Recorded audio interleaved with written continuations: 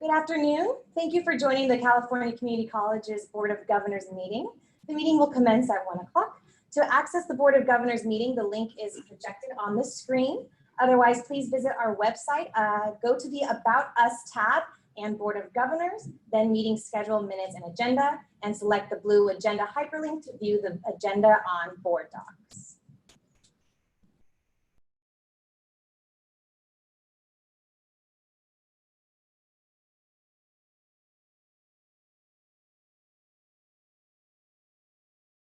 Likely to be in social gatherings, and they're the most likely to be the least symptomatic. And I think we've always heard about the greatest generation.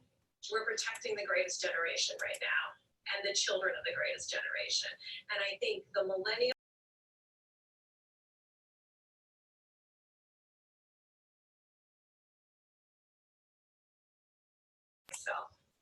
don't always come out with compelling and exciting messages that a 25 to 35-year-old may find interesting and something they will take to heart.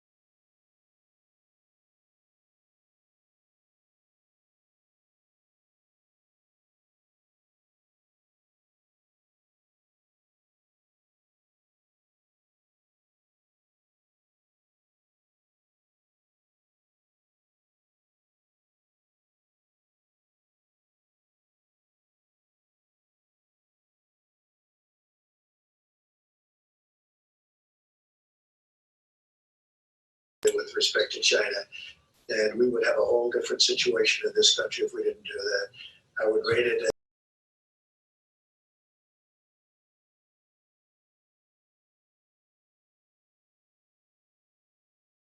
I think the testing that we've done,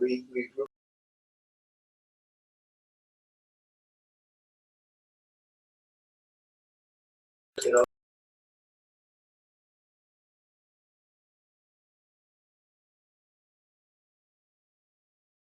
we had, and we broke down the system purposely. We broke it down in order to do what we're doing now. And within a short period of time, and even now, we're testing tremendous numbers of people. Yeah. Board of Governors members, you have the ability to chime in with your audio. Unless you are wanting to speak at the meeting, please make sure that you are muted, because we will be able to hear anything that's going on your end, such as audio for your phone or your computer. Thank you so much.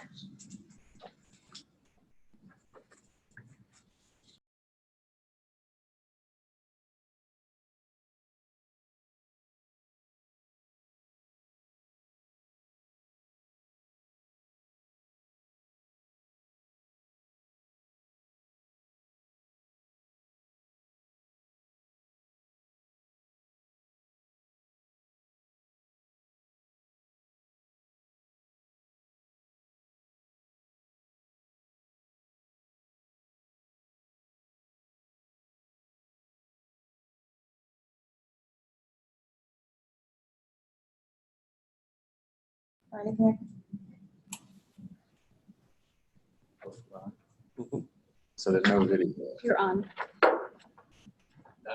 California Community College's Board of Governors meeting is now beginning our first virtual meeting. We hope it goes smoothly. If you can hear us but somehow can't participate, please contact Christina Castro, and we'll try and make sure we get you hooked up. We'll start with the first order of business, the call.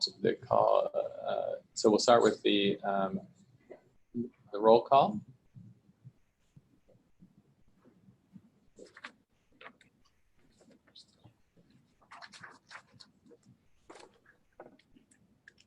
Okay. Hildegard Aguinaldo, Here. Darius Anderson, Jeffrey Baum, Amy Costa, Tom Epstein, Here. Felicia Escobar Carrillo, Colin Fitzgerald, Jolina Grande, Pamela Haynes, Kevin Hall, Here. Kim Perigo, Jennifer Perry,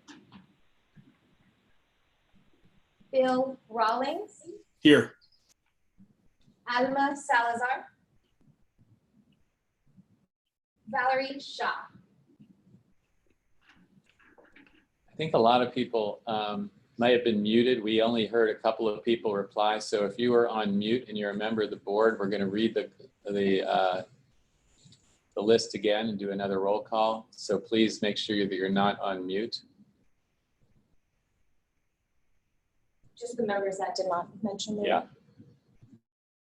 Darius Anderson, Jeffrey Baum, Amy Costa, Felicia Escobar Carrillo, Present. Here. Colin Fitzgerald, Jolina Grande, Pamela Haynes, Kim Perigo, Here. Jennifer Perry, Alma Salazar, Valerie Shaw. What about Alexis? I see a few. I see a few. Alexis Zaragoza. I see our We still haven't heard from a number of you that were on the Calbright call, Calbright meeting this morning. Can you, we'll call the roll one more time. And if you were muted, please identify that you're present. Darius Anderson, Jeffrey Baum, Amy Costa, Colin Fitzgerald, Jolina Grande, Pamela Haynes, Jennifer Perry, Alma Salazar, Valerie Shaw, Alexis Zaragoza.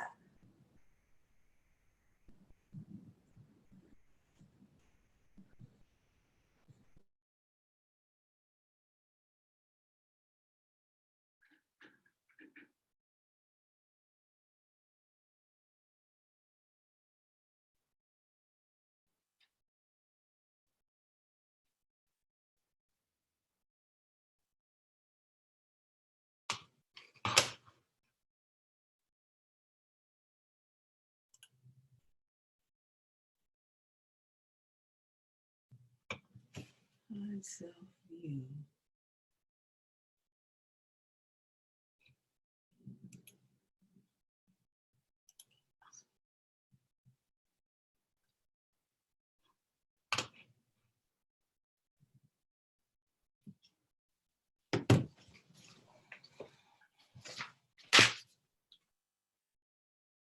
You're not hearing me.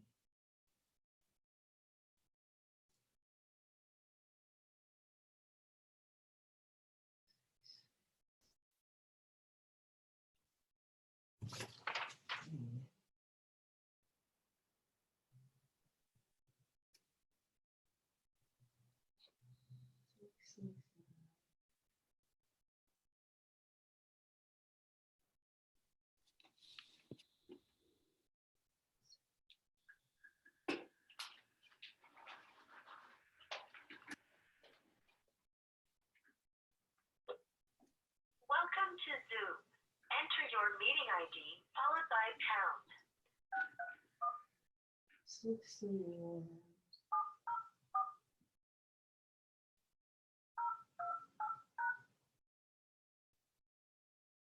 Enter your participant ID followed by pound. All right, please hold for 5 minutes. We're going to do a little troubleshooting. We'll be back with you in about 5. Thank you. You have entered the meeting as a panelist. Attendees can now hear you speak. This meeting is being recorded.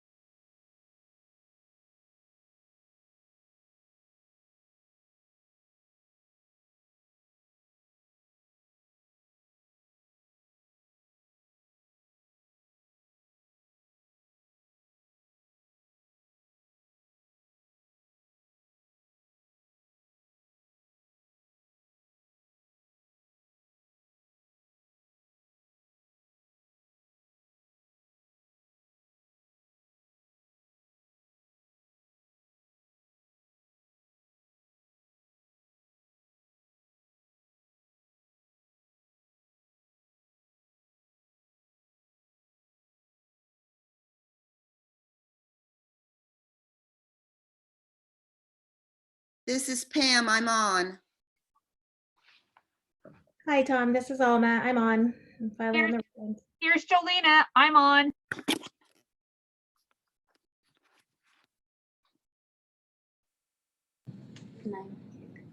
Take roll one more time.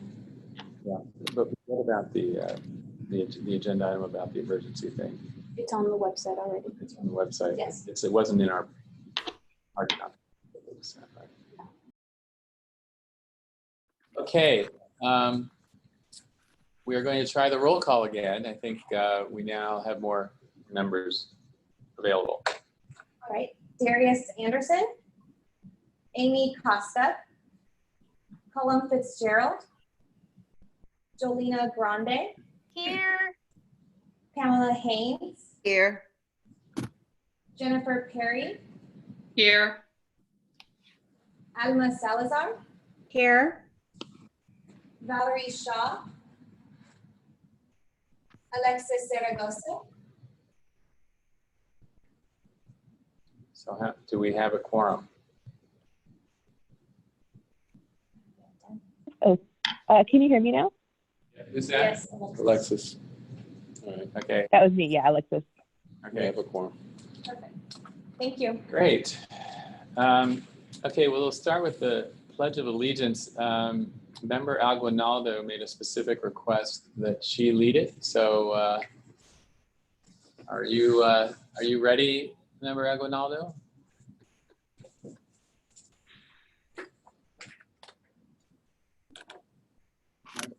Member Aguinaldo? Tom, can you hear me? Yes, now we can. Perfect. Everyone please stand and place your right hand over your heart and begin. I pledge allegiance to the flag of the United States of America and to the republic for which it stands, one nation, under God, indivisible, with liberty and justice for all. Okay, I'm going to start with the President's report. I do want to make one comment about the agenda. We had a late item added to the agenda under the action calendar, item 3.2. I just wanted to make sure that those of you who didn't see that earlier, this is a proposed emergency regulation that we will be considering in the action item.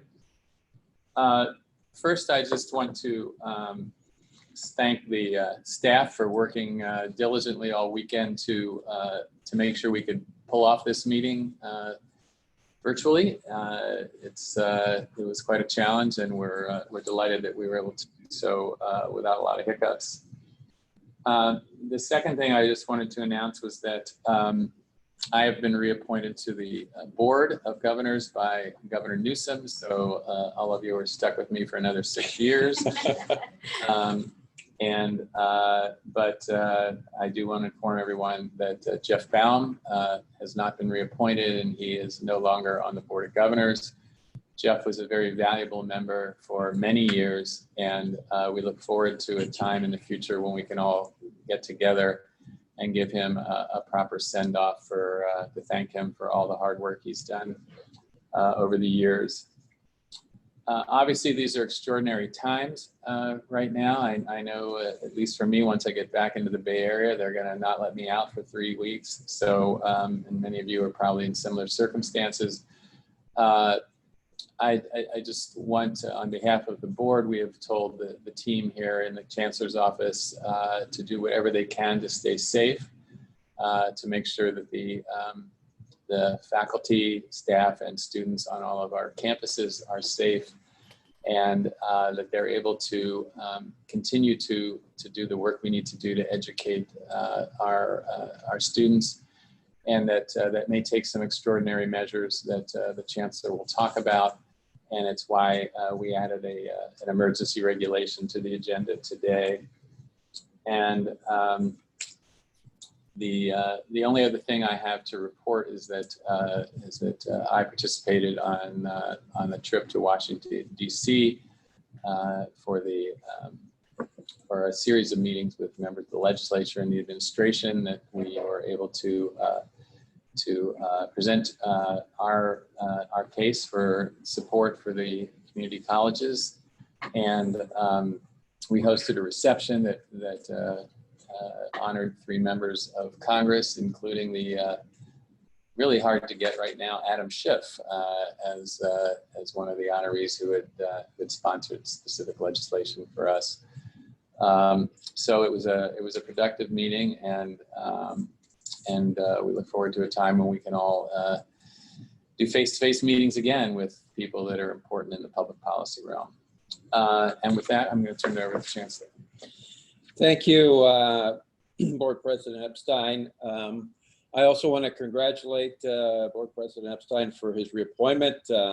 It's certainly welcome news, and we all here in the Chancellor's office look forward to continuing to work with you.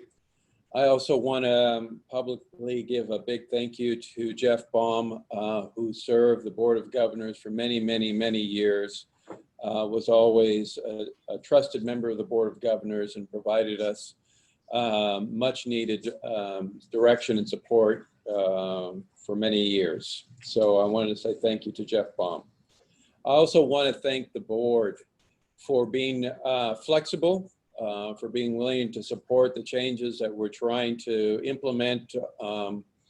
And these changes are taking effect every day that we wake up. So I thank you for your support and your flexibility.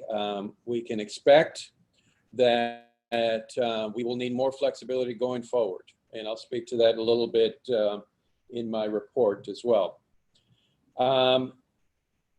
Let me talk about COVID-19 and the response of the California community colleges and some of the impacts that we can expect.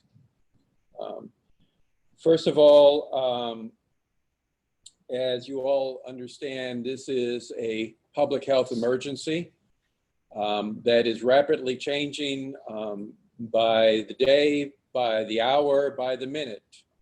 And we're going to continue to be in direct communication with the governor's office, the Office of Emergency Services, and the Department of Public Health here in California, and continue to do everything we can to respond to the rapidly changing nature of this crisis.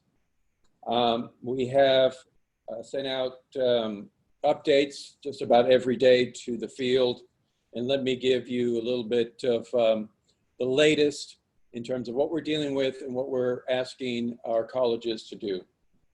First of all, let me begin by thanking all the faculty, staff, and the students in our colleges for doing everything that they can and for working tirelessly to support the changes that need to be put in place in order to stop the spread of COVID-19.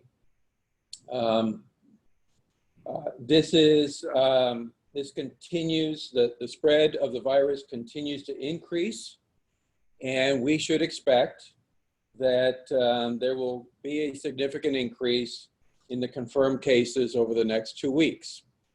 We should expect that the governor and public health officials will continue to provide more strict guidelines for all of us to follow. And it's important that we all follow the guidelines that the California Department of Public Health and the governor have communicated to us. It is critically important that we all do our part to stop the spread of the virus.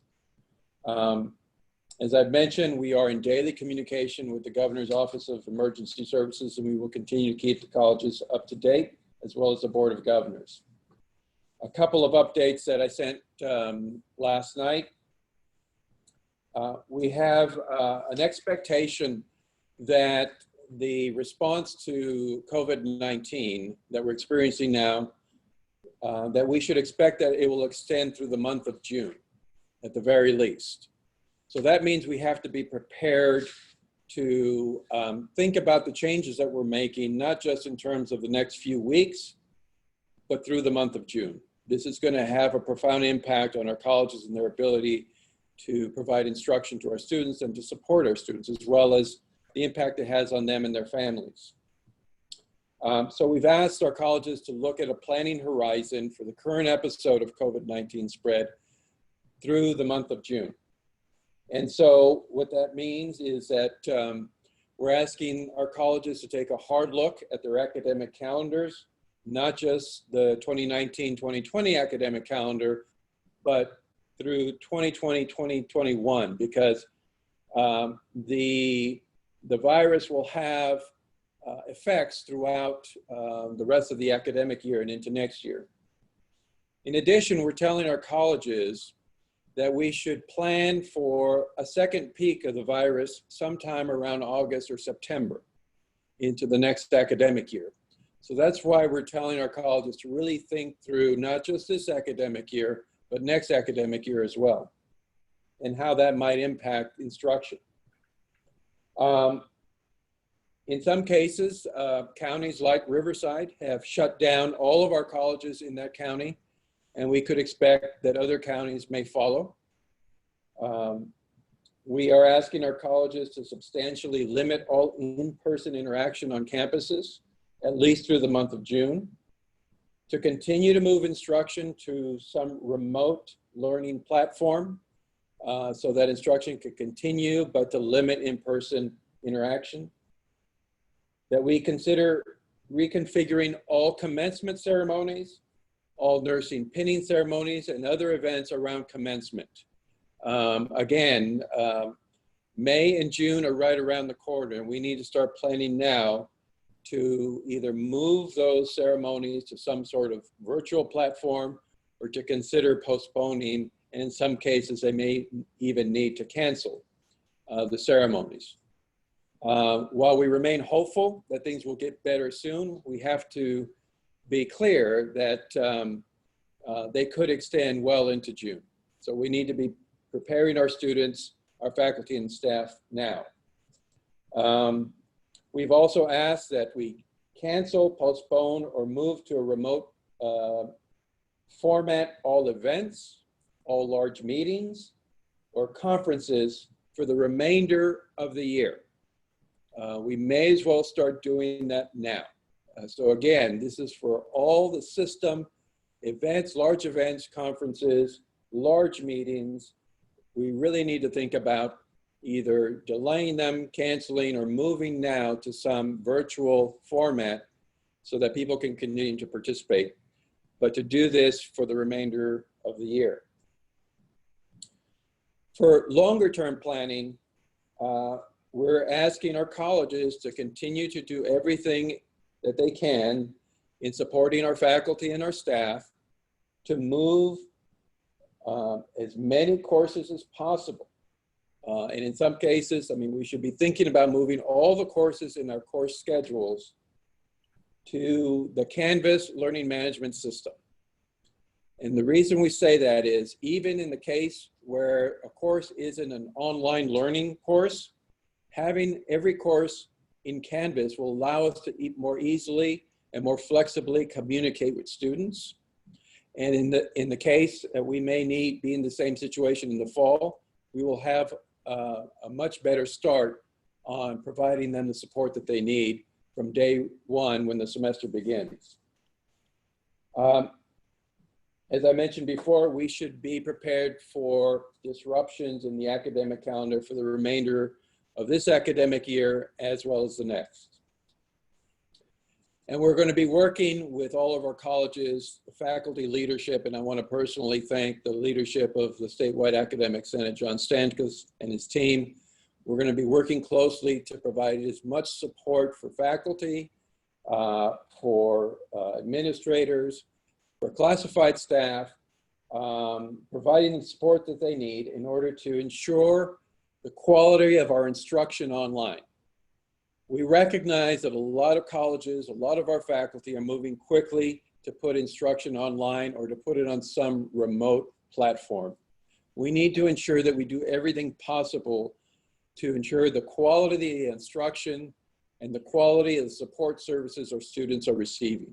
It's critical that we do everything possible to ensure that our students remain enrolled and that they continue to receive support, and that the vision for success, which compels us to do everything possible to close the equity gaps, becomes part of the discussion as to how we're going to provide instructional services in this time of crisis in a way that ensures that we don't erode equity, and that we do everything possible to continue to support our students' learning, and that we begin to do that in a way that allows us to continue this, not only this semester, but into summer and into the fall, and more than likely into the spring.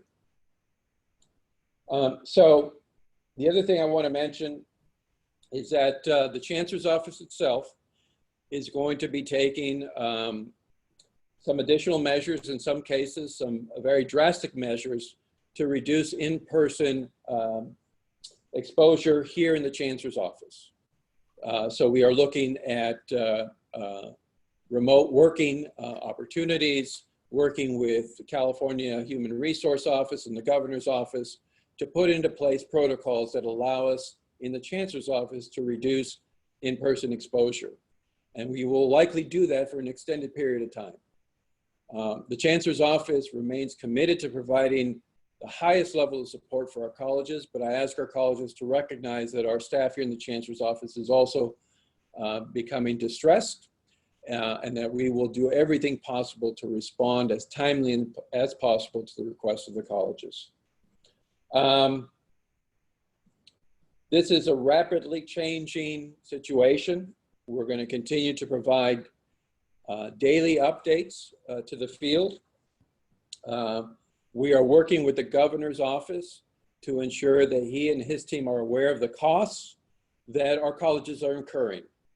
We want to ensure that our colleges' costs for dealing with this crisis are mitigated to the greatest extent possible. So we continue to work with the field to ensure that we're understanding the cost not only to enrollment, but also the cost of converting to online or remote learning, and the cost of ensuring that we maintain the academic quality that we all expect in every one of our classes.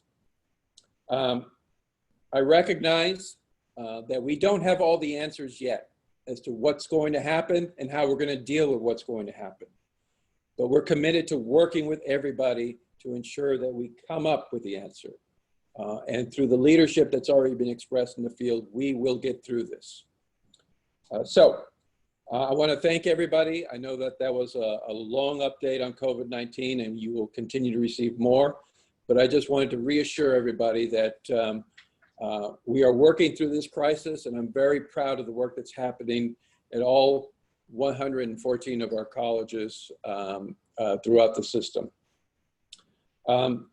With that, I want to make one more announcement, which is important for the Chancellor's office. I do want to announce that we have brought on board 2 new Vice Chancellors, which the timing couldn't be better. But I want to announce first, Dr. Aisha Lowe. Dr. Lowe is the new Vice Chancellor of Academic Services. And Dr. Lowe previously served as the Associate Professor of Education at William Jessup University, where she oversaw the thesis research of future teachers in training. She also served as the Dean of the Office of Academic Research, leading the university's strategic academic research plan and academic grant making. And most recently, she's been a part-time faculty member at the Los Rios Community College District, Sierra College, and CSU Sacramento. So we welcome Dr. Aisha Lowe. I also want to announce that the Vice Chancellor for Government Relations is Mr. David O'Brien. Mr. O'Brien brings a strong foundation in legislative operations. He has served as the Director of Governmental Affairs for the California Student Aid Commission since October 2016. So again, his experience will be very valuable as we continue to pursue Cal Grant reform. In his role at CSAC, he served as the Commission's primary liaison to the legislature, the governor's office, the Department of Finance, and all other external agencies and stakeholders, including California's higher education segment. So we welcome David O'Brien as well as Aisha Lowe to the Chancellor's office. That's my report, and thank you. Okay, thank you, Chancellor.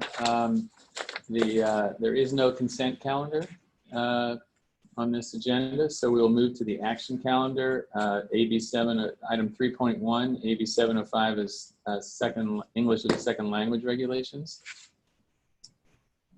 Good afternoon. This is Marty Alvarado, Executive Vice Chancellor for Educational Services. I'm hoping folks can hear me. Yes. Yes. Great. Okay, as noted, this item is the second reading and request for approval for the AB 705 English as a second language regulations. We brought this to you at the last FOG meeting. There were comments and feedback provided at that meeting that prompted a couple of changes that I want to make sure that we're highlighting. And let me just, let me give a little bit of background. As part of our ongoing implementation of AB 705, our alternative placement and assessment, we have been working hard over the past year to pull together the regulations for our ESL instruction, placement and assessment. And so what we have in front of you are the proposed regulations for ESL placement and assessment. Again, we brought this to you previously. In this iteration, we have two changes that we wanted to note, two substantial changes that we wanted to note. Under section B4, we adjusted the requirements for the evidence to be collected, requesting why the district believes it will be effective and what evidence they'll be collecting. And this was based on feedback from the field that that the original language was more restrictive or required more than what was expected in the general math and English placement and assessment regulations. And then the second change is on the, at the end, section H, the very end of the regulations. And what we did here was, again, based on feedback, implement a timeline for when we will be bringing data to the board in order to understand how or if these regulations need to adapt.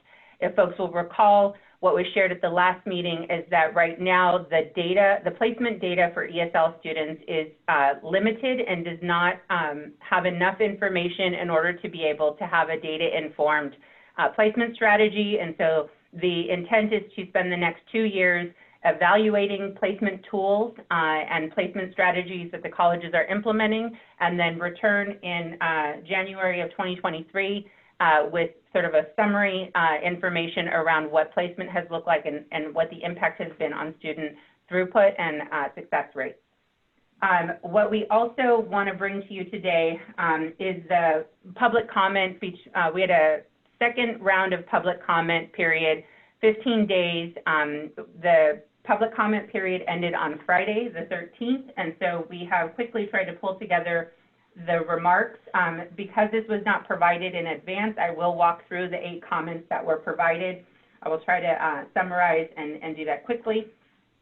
The first comment really focuses on section B2, and the focus of section B2 is the placement of high school graduates following the established policy for math and English placement.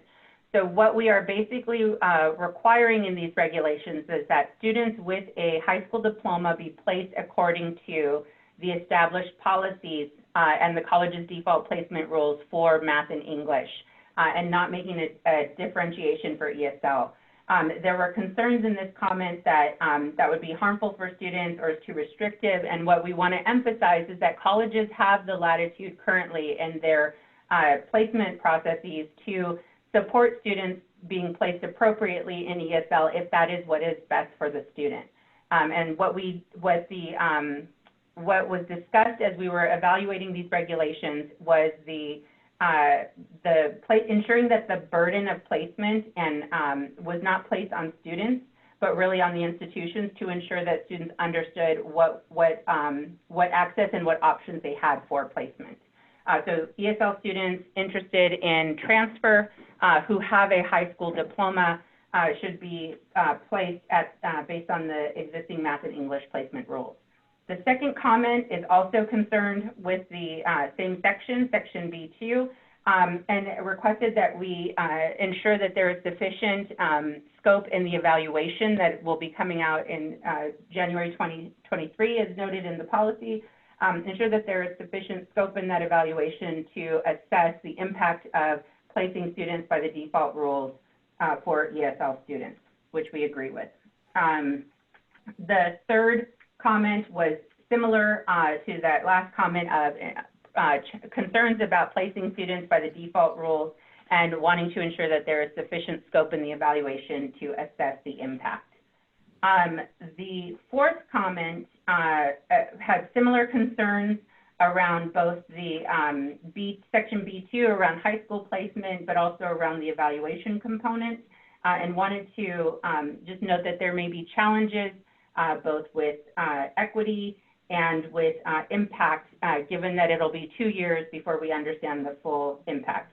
What we do want to make sure we note is that we will be doing we will be conducting the evaluation in an ongoing manner over the next 2 years. We anticipate that we will need through 2023 to have solid enough data to understand what the implications are. There was also a concern that I want to make sure to highlight in this fourth comment around concerns with the process that was followed. The concern was that the information was not brought back to the AB 705 Advisory Committee, and I want to be sure to clarify that the process was that the AB 705 Advisory Committee developed the recommendations that then moved to the 5C Statewide Curriculum Committee. The 5C Statewide Curriculum Committee engaged in a review and added the language around ensuring that students who have high school diplomas default to the existing policy and placement processes. So the process was followed. There was some version control issues when we brought it back to the advisory committee as an update to close the feedback loop, but we did not deviate from the process. Comment number 5 also had concerns around the high school placement. And again, we've covered those concerns and that colleges have the ability to place students based on what is going to be most beneficial for them. The sixth comment is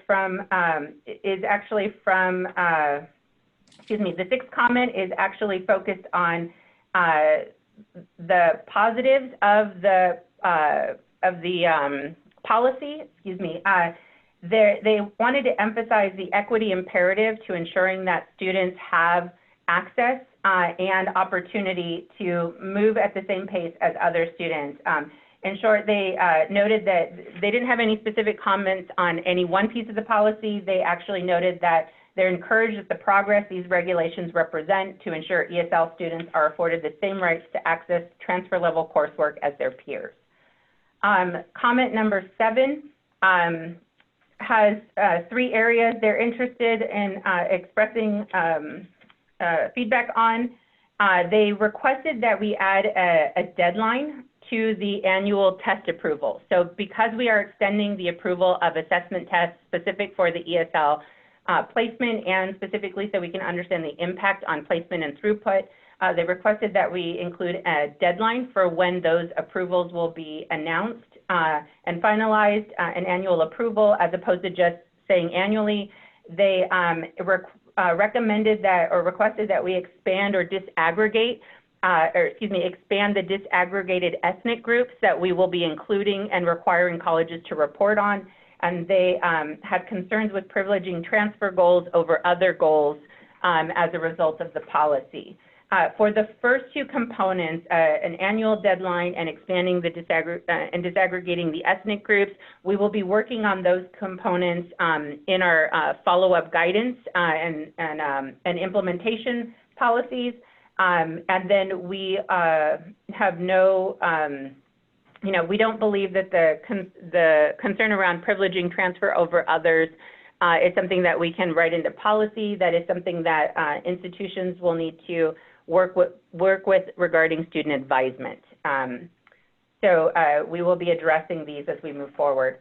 And then the 8th comment is focused on the same 3 points. Interested in a deadline for when the annual test will be approved, interested in disaggregating the ethnic groups, and concerned that these policies may overprivilege transfer goals and not necessarily create space for CTE and other sort of general goals that students may have. So those were the comments. This is the policy. I'm open for questions. Thank you, and thanks for working all weekend to provide these comments in writing to the board. So with that, I'm open to the board for comments or questions.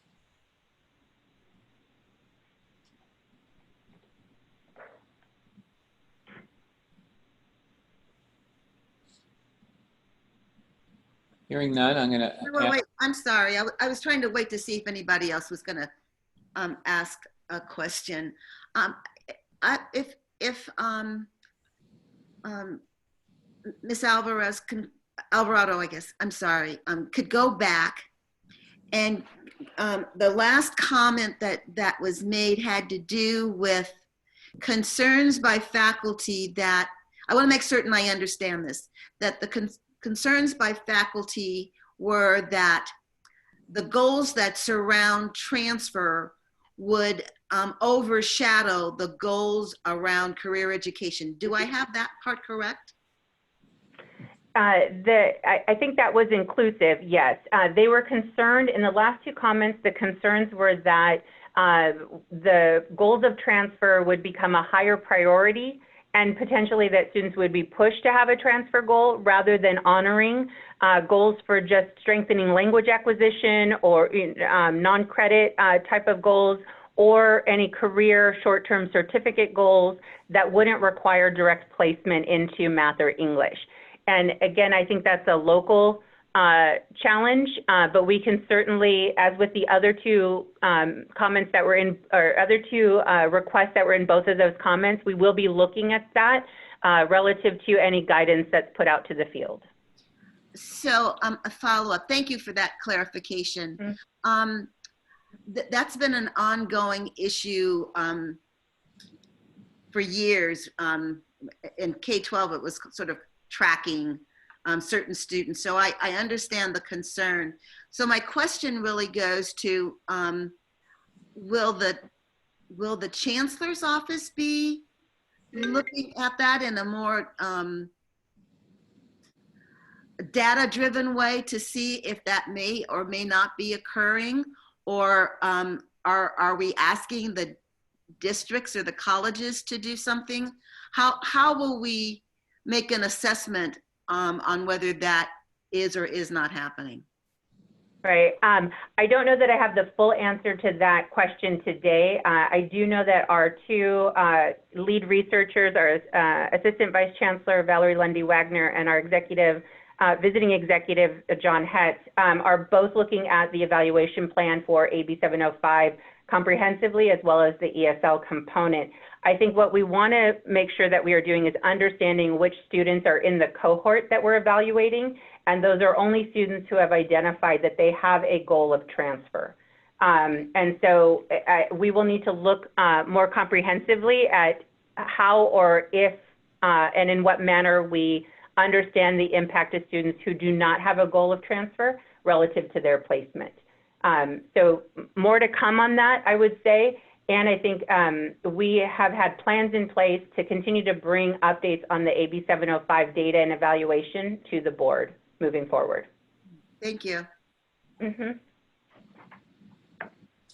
Okay, any other comments from the board? Okay, we are now open for public comment. Are there any requests for public comment on this issue? So the public comment period for item 3.1 is now open. Please submit your comments through the Q&A feature of the Zoom platform. You can either identify yourself or specify that you would like to remain anonymous in your comment. Your comment will then be read out loud by a Chancellor's Office staff member.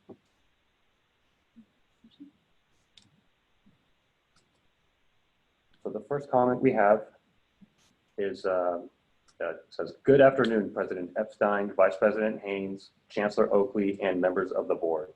I am John Stanskus, the President of the Academic Senate for the California Community Colleges, and wish to express my appreciation to the Chancellor's Office for honoring the recommendations of 5C regarding these regulations and encourage you to adopt them as presented today."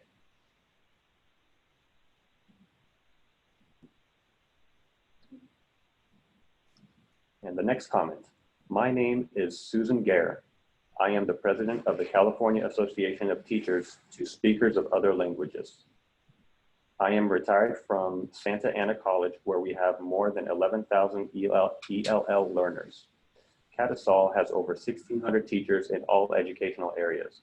I want to comment about the ELL student population. We have very few international students at the community college level. Most of our students are immigrants, refugees, or asylum seekers. Some of them are highly educated in their native country and need to learn English to pass their exams to practice here in this country. Some of our students have little education in their home country and have come here to be productive citizens of the United States. For some of our students, they are family members and need to support their children and family at a living wage job. A four-year education is not what they are looking for. I feel that the emphasis on AB 705 is toward getting that four-year degree is not equitable for most of the student population.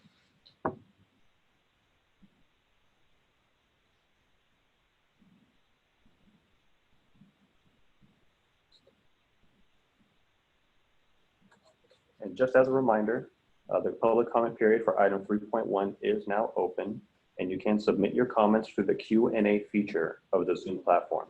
You can either identify yourself or specify that you'd like to remain anonymous in your comment, and your comment will then be read out loud by a Chancellor's Office staff member. I'd like to mention I have two emails. One is from Daniel T. Halford. Identify yourself. My name is Christina Castro. I'm the liaison for the Board of Governors, and I will be reading a few email comments. Daniel T. Halford, non-credit ESL instructor with CCSF.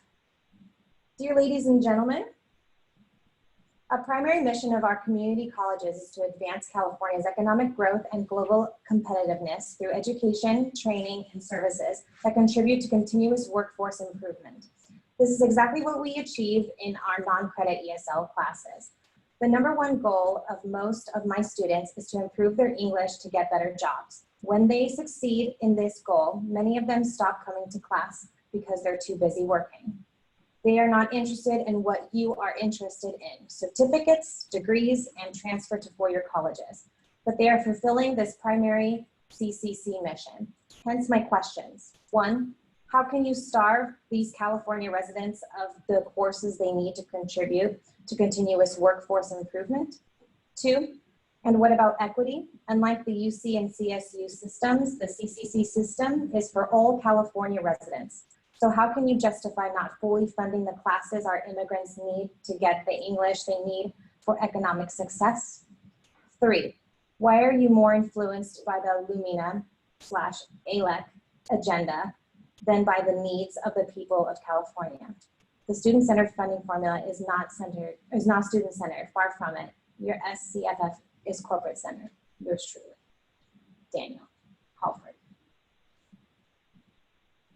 The second comment I have received is from Claire Corcoran, ESL faculty, literacy instructor with City College of San Francisco. If non-credit, non-certificate, non-degree classes are cut at City College of San Francisco, who will teach our immigrants to read and write in English? We have many students who arrive in the US barely literate in their native languages. A lot of them are motivated and able to learn to read for the first time. They simply lacked educational opportunity in their home countries. Many of them are working here in construction, restaurant, janitorial, driving, and childcare.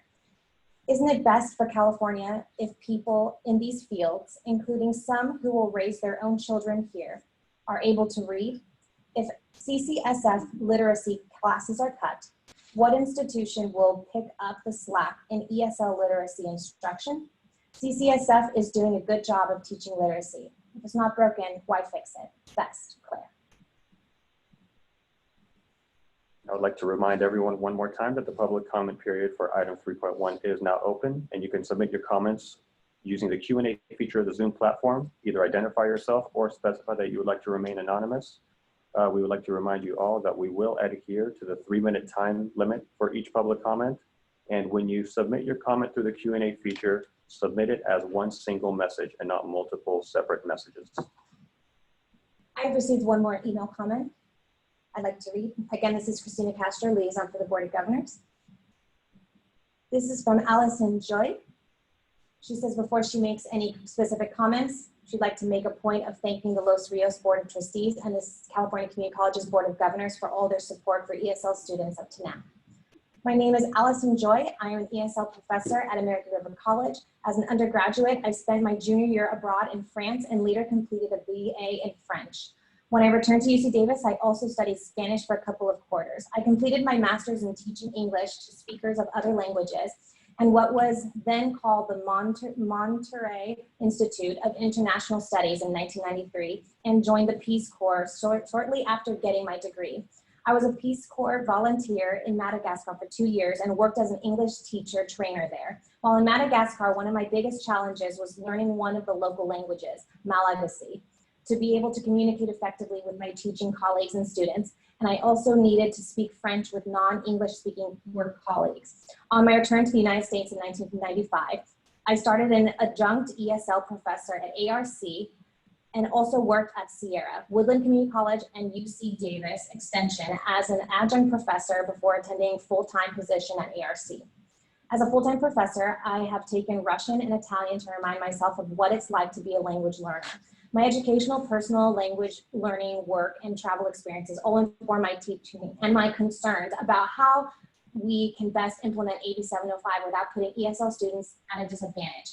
To that end, I fully support the changes to Title V that were proposed by the AB 705 ESL subcommittee, as well as the modifications that were submitted by my colleague, Orani Liman-Nisipursit, last Friday. In her comments, she raised 2 main points. One, subparagraph C would be strengthened with the addition of a specific timeline by August 15th, by which the Chancellor's Office would provide a yearly update of its list of approved assessment tests, instruments, and guidelines.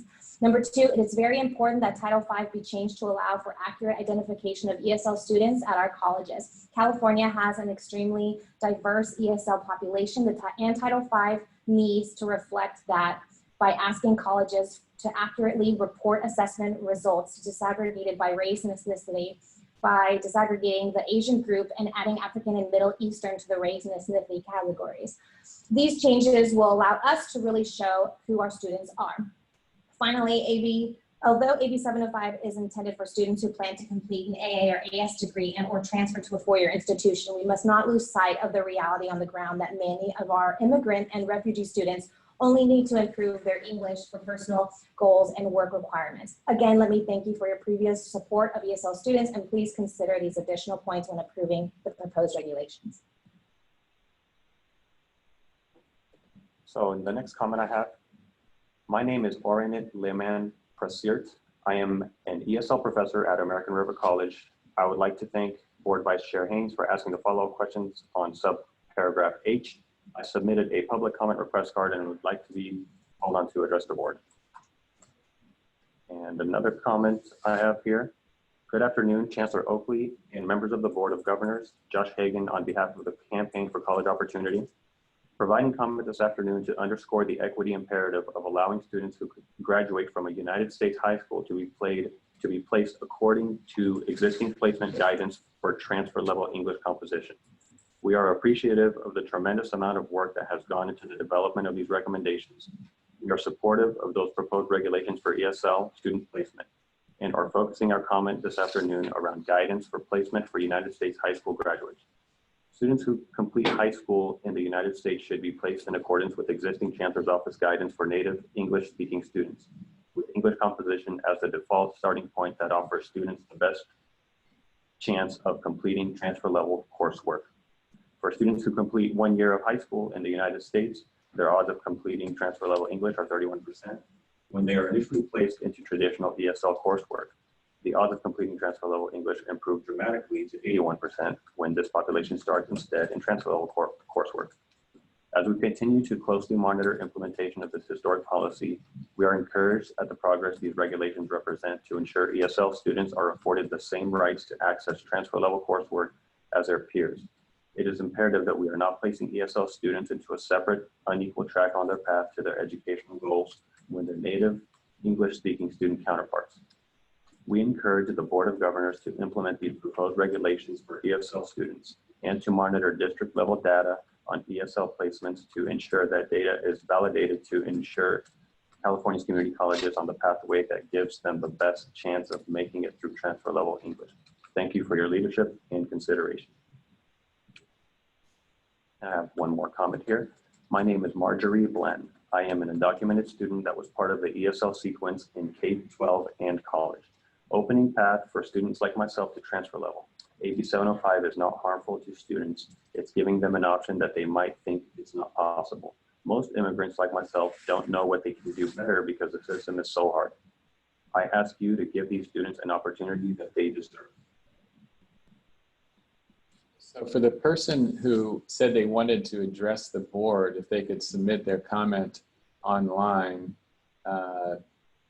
we can read it, but otherwise there's no other way to address the board. So I can't remember what the name of the person was who said that, but if you could submit something in the next minute or so, you could address the board. I do have an additional comment I received via email. This is from Evan P. Hawkins, Executive Director with Faculty Association of California Community Colleges, FAC. FAC appreciates the board's consideration of these regulations to accommodate the unique ESL student population. We encourage the board and the Chancellor's Office to continue to engage with ESL faculty, students, and stakeholders to ensure the implementation includes their perspectives. Are there any other comments from the public or the board? I don't see any additional new comments for item 3.1 at this time. We will allow about 20 or 30 more seconds in case anyone needs to finish typing. Otherwise, we will conclude the public comment period for item 3.1.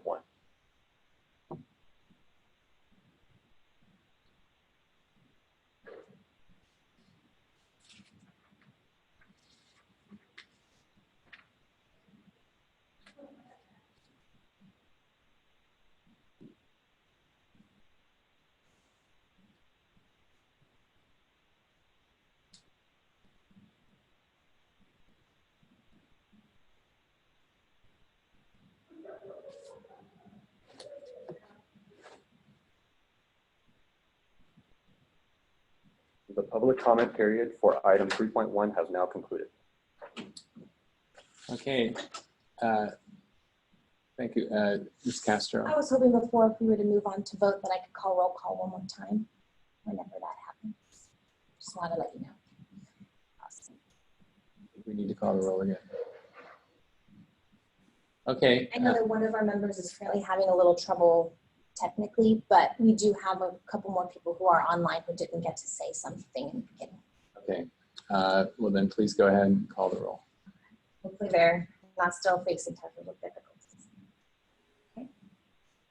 Is this for the, all right. Hildegard B. Aguinaldo. Here. This is just, okay, this is just for who's here, not for the vote. Okay. So do we have Darius Anderson, Amy Costa, Colin Fitzgerald, Here. Valerie Shaw, I know she's in attendance and there's something going on with her. Okay. That's it. Okay, with that, we need a motion to approve these regulations. This is Member Grande. I so move. Member Salazar, I second. Okay, we have a motion and a second. I think we're going to have to call the roll individually in this format. So please call the roll. Hildegard Aguinaldo, Aye. Tom Epstein, Aye. Felicia Escobar Carrillo, Aye.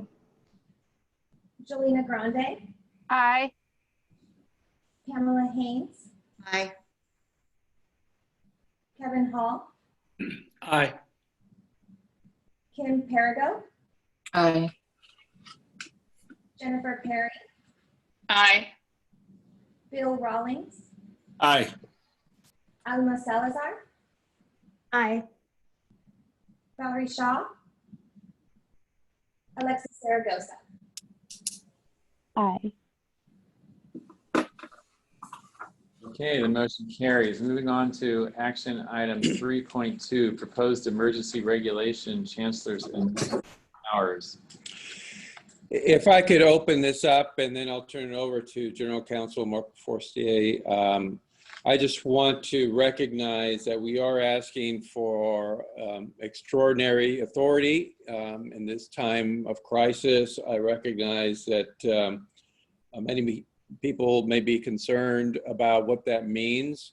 I just want to reassure, in particular, our faculty leadership that as we progress through this crisis, if there are issues pertaining to academic or professional matters, that I will reach out to and work with our academic senate leadership at the state level and ensure that they have an opportunity to consult with me and my team before any decision is made final. I appreciate the board's consideration of this action. I realize that it is extraordinary, and if you approve it, we will conduct ourselves with full faith to the mission of the California Community Colleges and only act when necessary. I'll turn it over to the General Counsel. Okay, good afternoon, President Epstein, Vice President Haynes, Chancellor Oakley. This is Mark Forestier speaking.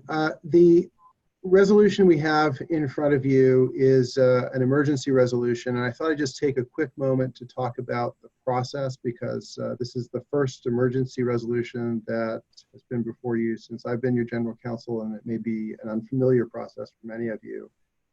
The Board of Governors procedures and standing orders typically, as you know, have regulatory actions passed in two phases, a first reading and a second reading. But those procedures do authorize the board to act in an emergency circumstance without notice, where the matter is warranted by public health, peace, public safety, or the general welfare. And we think those circumstances are met here.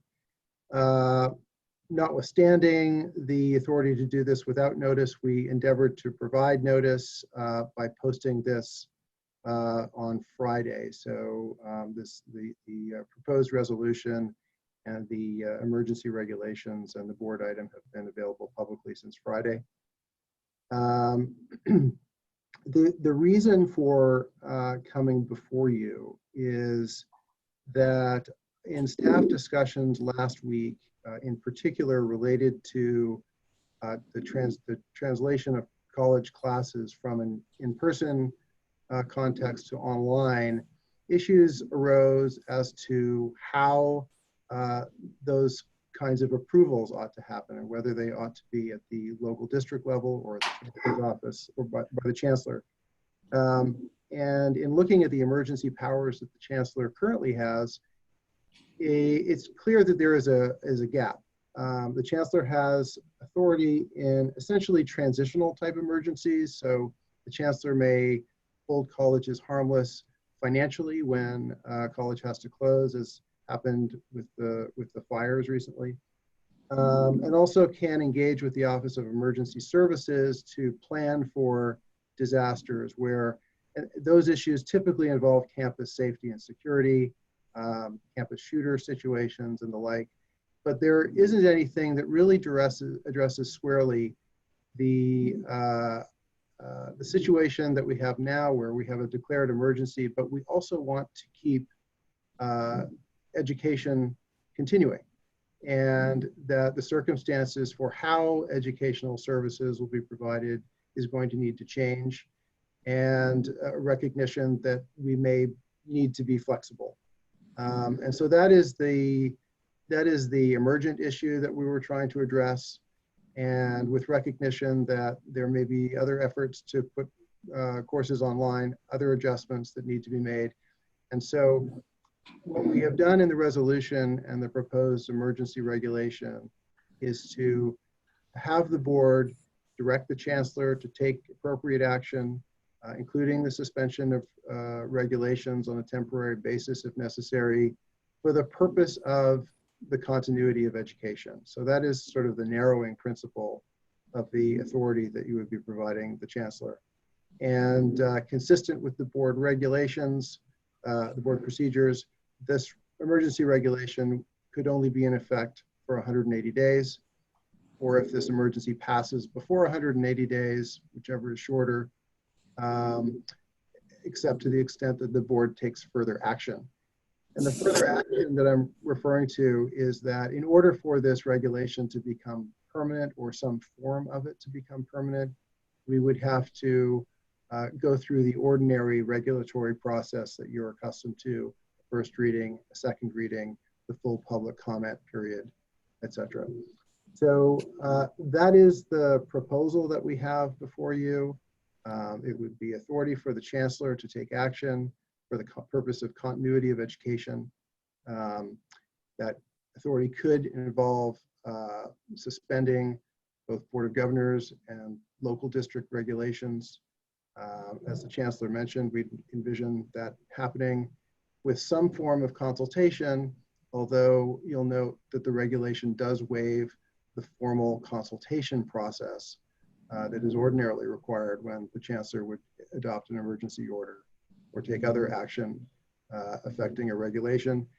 And that is because of the emergent nature of this crisis. And if the Chancellor were to exercise this authority, it would be on a basis that would require prompt action. So that is the nature of the proposal, and I'm happy to take any questions that you might have. Okay, the floor is open for board comments.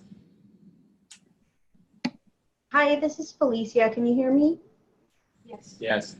Okay, great. Mark, I just had a couple of quick background questions. Understand why this type of action is necessary to keep things moving in this really unprecedented time. But I wanted to better understand, do we know if other community college systems or CSU or the UC system is doing something similar, or perhaps they already had this kind of authority? I just want to understand that. And also I had a question about kind of, maybe this is directed more to Eloy, just how you kind of propose keeping us updated and the public. I'm assuming you're thinking about some, series of public communications of sorts and general updates to us, but I just want to understand. So we can try as best as possible to keep up to speed, understanding that you're going to have to do things quickly. I'll let Mark go first. Okay, I have not been focused on what the UC is doing, but a number of community colleges, and they're actually required by the Emergency Services Act, that once an emergency is declared, local bodies are required to meet as promptly as they can. And a number of community college districts have also been adopting similar resolutions that would give their local CEOs emergency powers, not dissimilar from what we're proposing for the Chancellor. If I can comment on more directly the UC, which I have more knowledge of, but CSU would be in a similar situation because they're independent and they're one system. The president of the University of California and the chancellor of the CSU have much broader authority than the chancellor of the community colleges. So while there are situations where they could waive certain requirements that their boards have of action, generally speaking, they have more authority through executive order to issue immediate action. So that's sort of the difference. Okay. We're at. To your other question, the answer is yes, it would be an expectation that we keep the board appraised of any actions that were necessary through this resolution. Excuse me. The way that I would propose doing that is if there is a proposed action that is either about to take place or that needed to be taken place at any given moment, we would send a communication to the board immediately, letting you know that the power that you granted was exercised. Of course, we would do everything possible to ensure that we communicate with the faculty leadership, with the college presidents, with any of the constituent groups that would be directly impacted by the action. But as you can well imagine, the situation is changing daily. So we would likely need to move as quickly as possible, but do everything in our power to inform you as soon as possible when an action takes place. So you would have my commitment that we would notify the board as quickly as possible, and I would call and notify the board president just before we execute any action.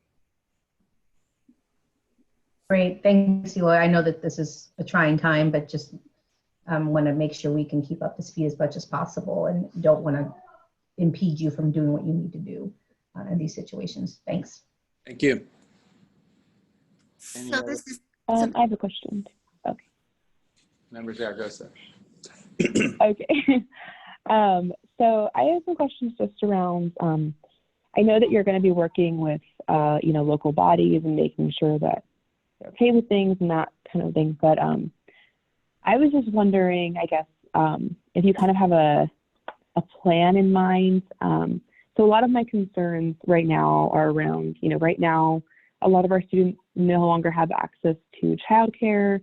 The libraries for some colleges are closing right now, meaning that a lot of students who currently do not have access to a computer at home, who do not have Wi-Fi at home, or just don't have a good place to study, they don't have access.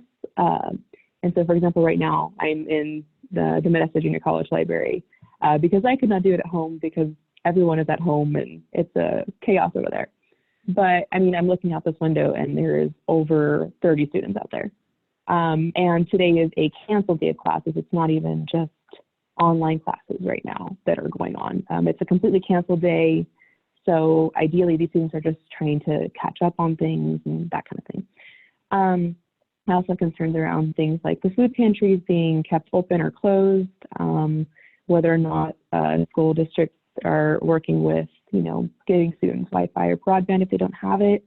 What's going to be happening to the work study students that are currently working in our different places, and if they're going to be able to start working online or if they're just going to have to go without a paycheck for a while. Things like services. I know a lot of students right now have been concerned about problems with getting their transcript for financial aid for next year. And because school services have been closing, they no longer can get that. And they weren't given, obviously, a lot of notice. And so things like that are currently really hard for students to access and could impact them next year. And then also different things like, will financial aid be impacted for students who decide to drop classes that, they are now online, and students who may not be okay with online classes if they don't feel comfortable with that, if their financial aid will be taken away because of that change. There's a lot of questions right now about what's going on, and I think each district is handling that differently. And I don't think that each district would necessarily do the wrong thing, but I think it would be nice to have at least a little bit more the same across the state, so that students are, being treated more equitably. So just if you have any thoughts around, potentially what you would want to do with this and if it would impact any of those things. Yes, thank you, Alexis. I think this brings up one of our major concerns over how quickly things are moving and the impact this is going to have and is having on students. Everything that you just mentioned are questions that are being raised as we speak, and we're trying to get clarification as we speak. So, for example, we are in constant communication with the governor's office to see if we can develop a strategy from the governor on down to be as consistent as possible about how to treat closures versus reducing in-person contact. At this point, we are not compelling any college to close unless the county public health or local public health officials have asked for that college to close. And at this point, that should only be Riverside County. They are the only county that, to my knowledge, as of this moment, has officially closed every public school, private school, college, and university in Riverside County. That is obviously an immediate impact to students. So in those situations, we're trying to, communicate with the Department of Education. They have signaled that there will be flexibility under financial aid. We're trying to understand exactly what that flexibility is going to look like, because it is not just the state of California. It is nearly every state in the country that is going through this situation as we speak. I want us to do everything possible to keep students enrolled. That's going to be critical. Understanding that there may be a situation where a student needs to drop. We're working with our colleges to ensure that they're able to get reimbursed for the cost of those courses that they have to drop if they did pay an enrollment fee. And we're trying to ensure that we continue to reach out to them. The challenge we're going to have, particularly those students who don't feel comfortable with a remote learning environment, is that we are likely to be in this situation for some time. So we need to do everything possible to reach out to students now to get them as comfortable in a remote learning environment as possible, and to provide them with every student services that they have normally available to them.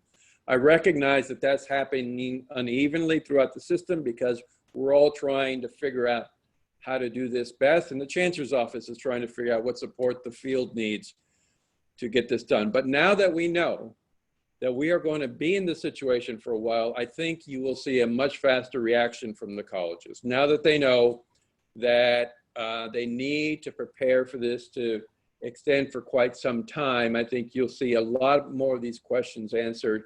We're going to try to work with the field to prepare a frequently asked questions list, ensure that the colleges are reaching out to their students, making it easy for them to get answers to questions. Of course, we understand that the people who are providing the support, the faculty and the staff, are having their own challenges in their own communities. They're also being asked to take care of their children who have now had schools closed. They're also losing daycare. So we're trying to work through this together, but ensuring that the students are at the center of how we respond. The other thing I want to mention is, funding that we make available through several of the categoricals like equity funds, student support services funds, things of that nature. We're going to be taking a hard look at those to make sure that there's a flexibility for colleges to be able to utilize those to ensure that they maintain equity through this crisis and help support students. We are also in conversations with the College Futures Foundation. The College Futures Foundation is working with several other philanthropy organizations to pull together a fund for California students, both the community college, CSU, UC, and independent nonprofits. Similar to what we did with DACA, we're trying to pull together a fund that is then made available through community foundations or through college foundations for students to gain access to resources to help them through this crisis. So we're going to be looking at all those avenues. And I wish I could say that we have all the answers today, but I can assure you that the questions you raised are questions that are being asked in our office right now, what we can do to do more. And of course, we're working with the field. Our college presidents and faculty are also asking these questions because they're ensuring that this question is front and center as they're beginning to move to change their formats. I think, even as of this time last week, I think many of our colleges did not realize just how long this was going to, how long of an impact this was going to take place. But I think as of this weekend, we've signaled very clearly that this is going to extend for some time. So we need to react quickly to the needs of students.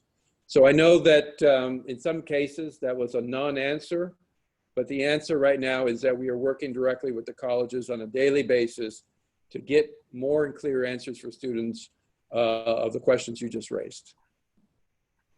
Thank you. So this is Pam.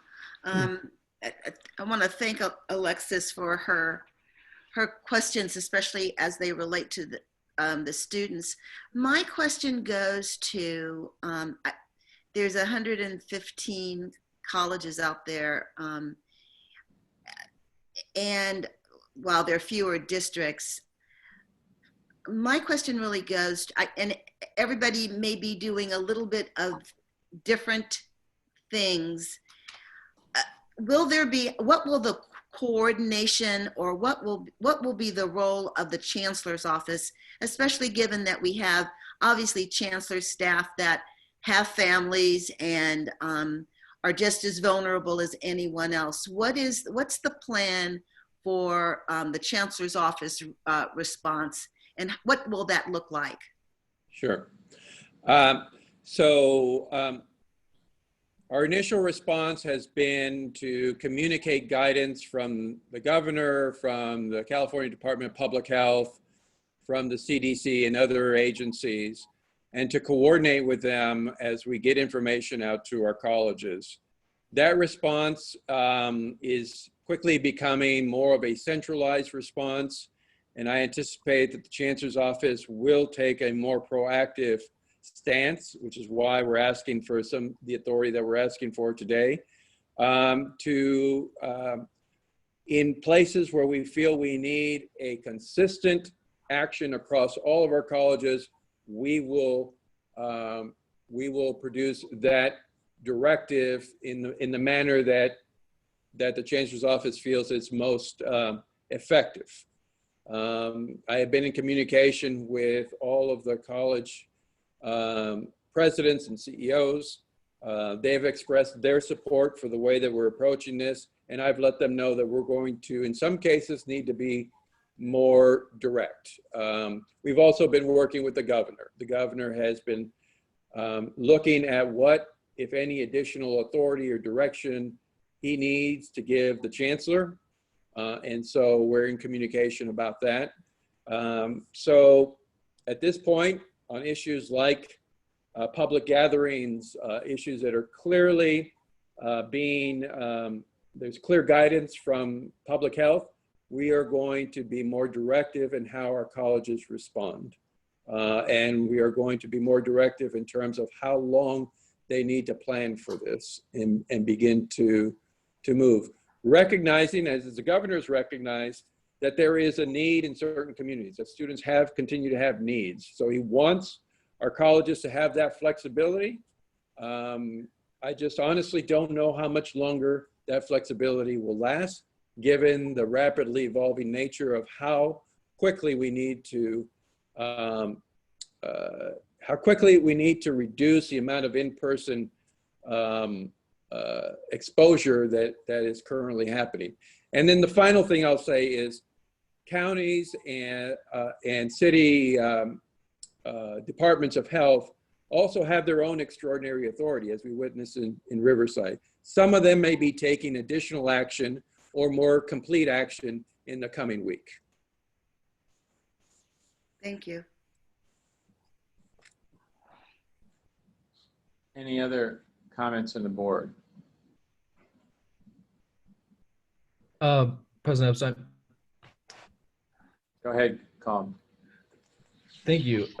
Chancellor Oakley, I just wanted to kind of pick off of, fellow member Zaragoza's comments, and specifically about some concerns from students. And I have a letter I received from the Student Senate after receiving many comments from their constituency of students. And I just want to express a couple things for us to think about as we deal with this health crisis on a day-to-day basis. So the first thing is, and I didn't hear this mentioned by member Zaragoza, was many students rely on working at their campuses and have campus jobs. And with these campuses, potentially being closed for the foreseeable future up until, I believe you said July or June, many of these students now have an unstable source of funding. So if we can, keep that in mind, and also when moving to this online format, there's going to be some really potentially catastrophic consequences for the likes of disabled students who need extra support in moving to online programs, and we can't ignore the needs of those unique needs of those disabled communities, and also those who have a lack of resources in marginalized communities who just don't have the technological capabilities to move online. And then another concern, which I didn't hear mentioned, and I want to take this time to mention on behalf of students, is the refunding of certain fees. I heard it mentioned that certain enrollment fees for classes might be given back, but this doesn't take into account transportation fees, health services, these different fees that students may have already paid for but won't have access to for this foreseeable future. So just thinking about these other concerns about the coronavirus, while thinking about our response to the coronavirus, is going to be really necessary in ensuring that we don't leave our students behind. Thank you, Colm. I couldn't agree with you more. I mean, this is the primary concern. Of course, the initial actions are designed to limit the exposure to the public and to protect public health. So recognize that those are extraordinary steps that we're taking. As we begin to work through those steps, we have to take into consideration the impacts to students.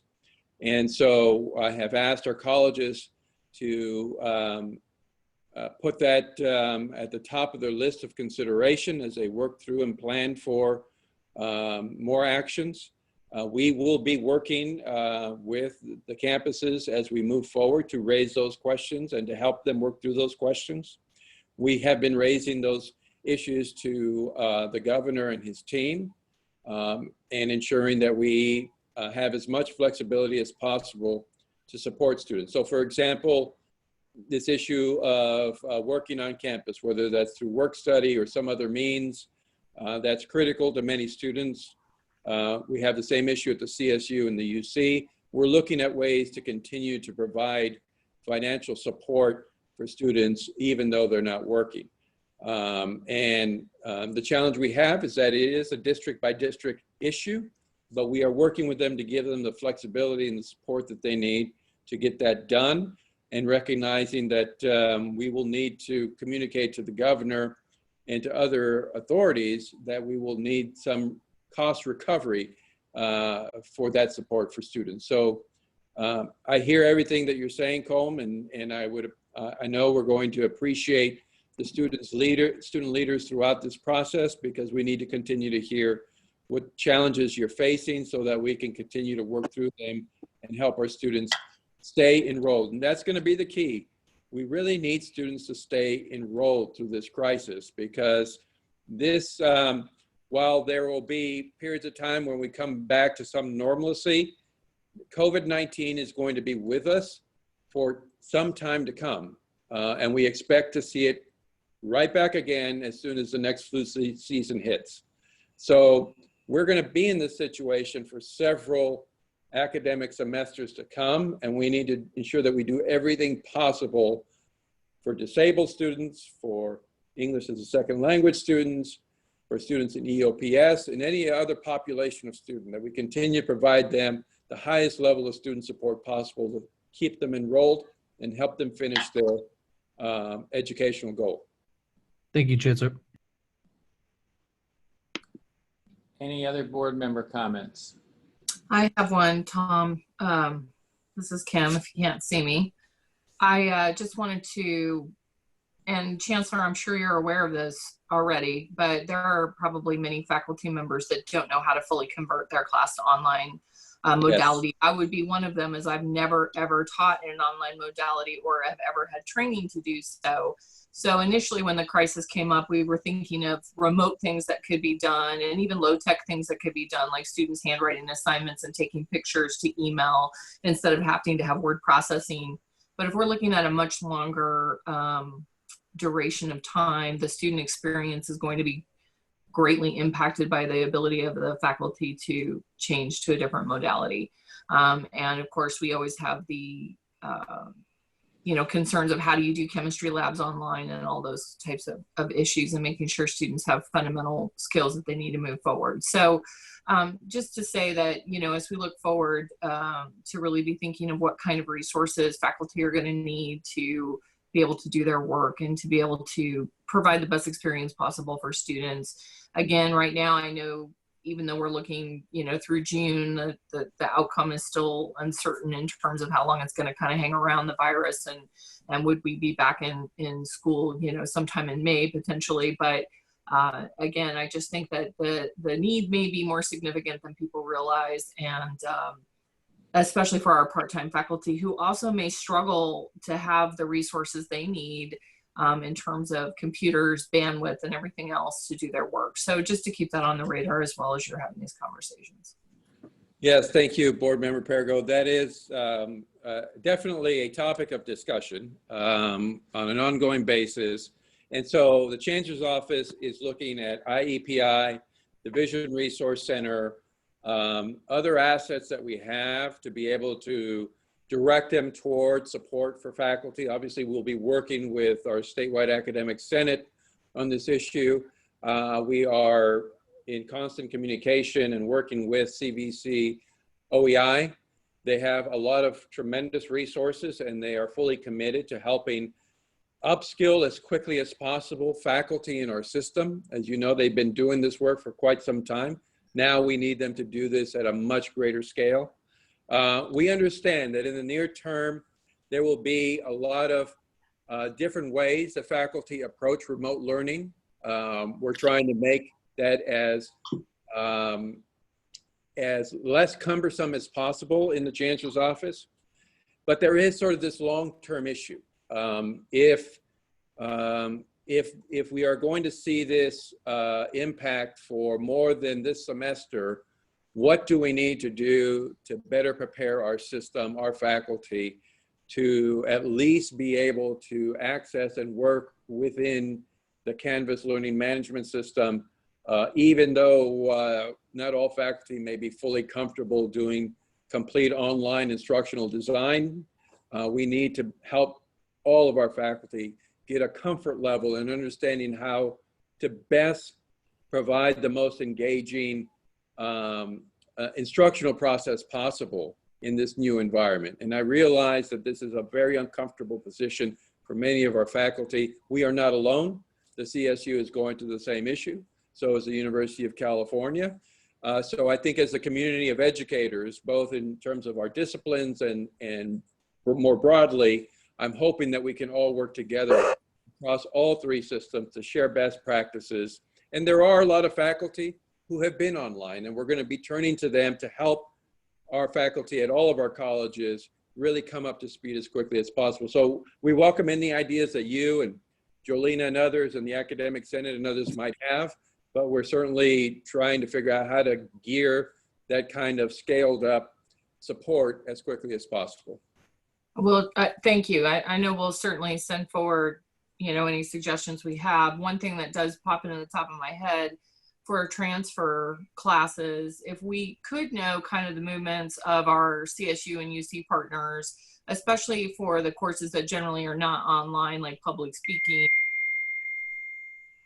I think that would be helpful if those could be shared, just so that we know fundamentally what skill levels or what outcomes they are finding most critical, and making sure that we can meet those so students can move forward successfully. If this is, the only semester we have them to do those courses, I think that would be helpful, and I'd appreciate that. Thank you.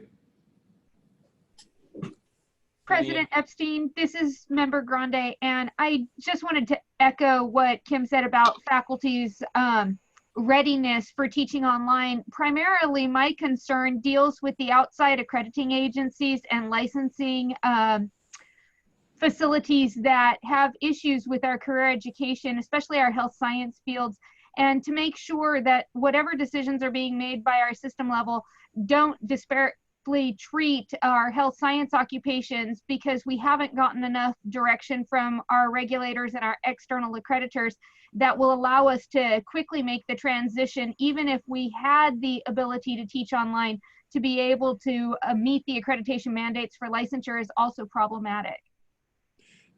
Absolutely, Member Grande, we are completely aware of that. I can tell you that all three systems, the California State University system, ourselves, and AICCU have all been working with the governor's office to direct attention to accrediting organizations like the BRN and others, post-training, other kind of credentialing, to make sure that we get the flexibility we need in order to not interrupt instruction.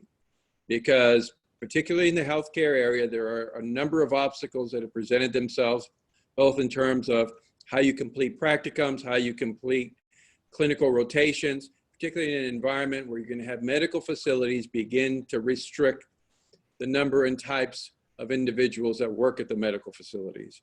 And this would be let me be very clear. This would be a huge mistake if our accrediting organizations did not respond, because we would just be limiting the number of individuals who could enter the workforce as healthcare providers if we don't make this change. So I can assure you that the governor is aware, and the governor is making calls on behalf of our CTE programs. Thank you so much. Other board comments? Yeah, hi, it's Jennifer. I just, going back a little bit to what Member Fitzgerald mentioned, I am part of a collective that is working to address the needs of youth in foster care and former foster youth and first-gen students. So I'm happy to share that with him and the members of the board, because I think there's a good pool of resources coming together to address those particular needs. And it's across all the systems, community colleges, UCs, and the states. Thank you. Anyone else? Okay, hearing no other board comments, we're going to open the public comments. So the public comment period for item 3.2 is now open. Please submit your comments through the Q&A feature of the Zoom platform. You can either identify yourself or specify that you would like to remain anonymous in your comment. Your comment will then be read out loud by the Chancellor's Office staff member. As a reminder, we will adhere to the 3-minute time limit for each comment, and to submit your comments in one single message and not multiple smaller messages.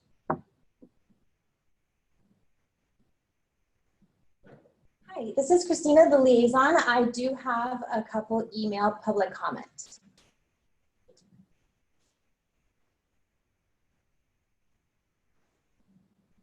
This is Eric Kaljumagi, president of the Community College Association. I would like to express considerable concern regarding the proposed section 52050.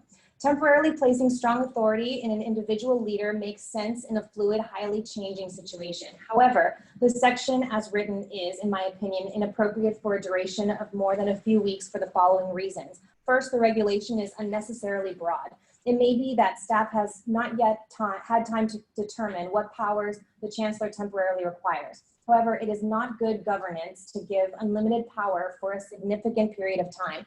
If adopted, the Chancellor could eliminate Section 50002, which recognizes the Student Senate, or 51010, which mandates EEO plans. While this probably will not happen, the Chancellor could eliminate locally derived rules approved by locally elected boards that serve local needs. Second, the regulation negatively alters our shared governance process. Currently, items that are proposed to go before the Board of Governors first are discussed by the Chancellor's Office Consultation Council.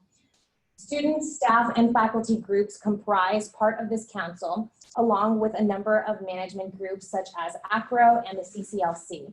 If the regulation is passed as written, there is no direction to the Chancellor to engage all voices. I am concerned that students, staff, and faculty positions will be unknown when important decisions are made. Finally, the regulation diminishes the Board of Governors itself. An emergency situation requires additional engagement on the part of the Board of Governors. The Board of Governors may wish to have monthly meetings for a term and an executive committee to meet even more frequently to oversee the work of the Chancellor and the California Community College's Chancellor's Office.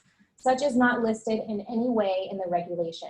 As written, the Board of Governors has no need to meet during the duration of the regulation. All power has been given to the Chancellor. Therefore, I encourage the Board of Governors to limit the duration of this regulation and to increase the Board of Governors' engagement and leadership. I encourage the Board of Governors to consider how local Board of Trustees and shared governance will participate once this first emergency surge passes. Most of all, I encourage the Board of Governors to minimize the ongoing emergency powers of the Chancellor. A dictator, no matter how benevolent, does not align with the fundamental principles of this country. Eric.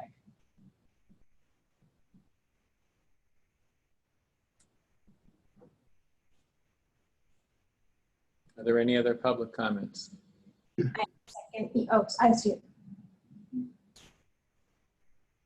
I have a second public comment by Edward Simon Hansen, City College, San Francisco. Dear Board of Governors, if you are to give this authority to the Chancellor, you are in effect choosing to remove your role in oversight. Under what circumstances do our students benefit from lack of consultation in determining the best educational outcomes for our students?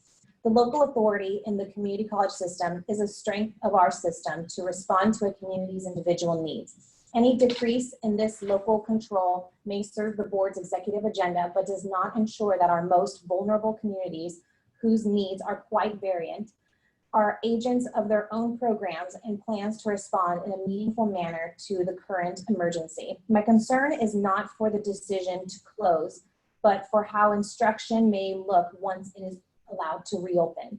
If you give this authority to the Chancellor's office, who will be held responsible for the legal consequences should educational access decisions made under this policy have a long-term education or equity impacts on our communities. Not all classes can succeed online, and the mandate to move all classes to this format will have consequences that may not be best served by an increase in central authority you are considering here today.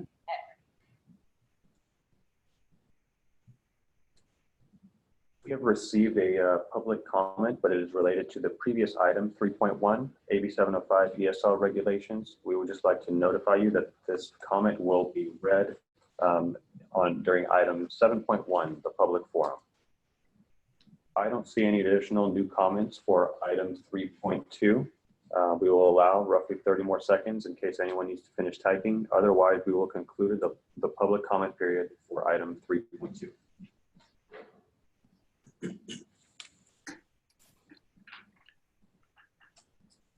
So I have one comment that came in. My name is Marjorie. I am a student at City College of San Francisco. Many of our students depend on the services that the college provides. How is the Chancellor planning on supporting students? Many of us have anxiety about not knowing what's going to happen. Are you working with the CSU and UC to help transfer students? Can we appeal the grades we received this semester?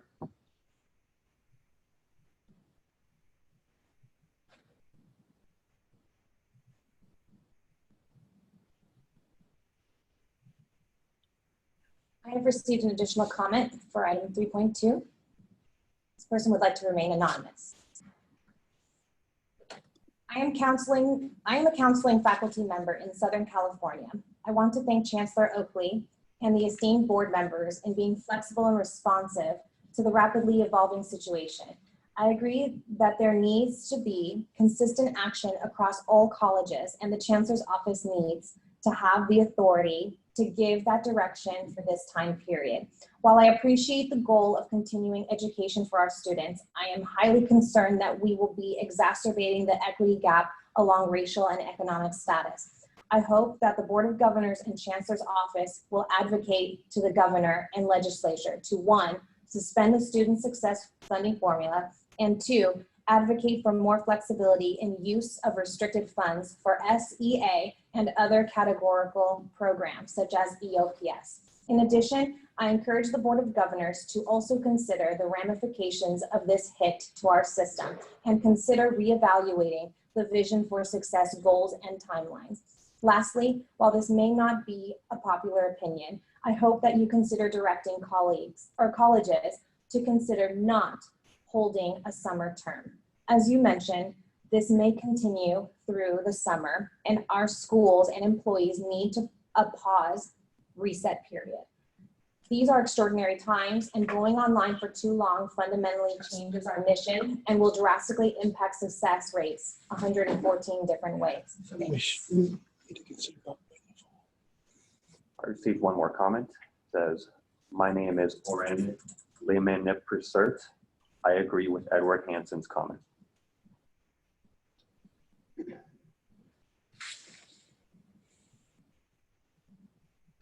President Epstein, it's Kevin, Member Hall. Can I ask a question right now, or do we have to wait for the public comment to end? Do we have any other public comments? Not at this time. Okay, go ahead, Member Hall.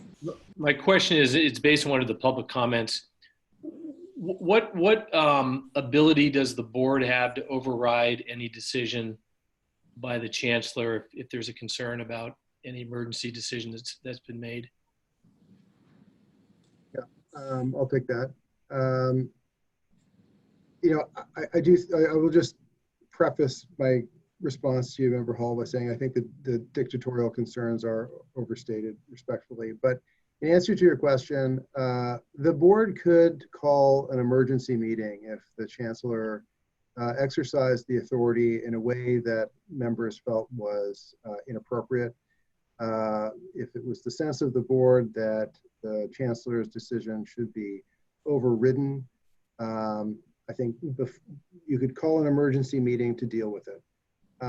My expectation is that in the process of the kinds of consultation that the Chancellor has expressed and committed to the board that he would undertake, and in communicating with the President before taking such decision, I think there are lots of informal mechanisms in place, including just the Chancellor's inclination to keep fidelity with the board and its existing policies, and his knowledge of what the board's direction generally is, that there are lots of informal checks in place already to prevent an abuse of this power.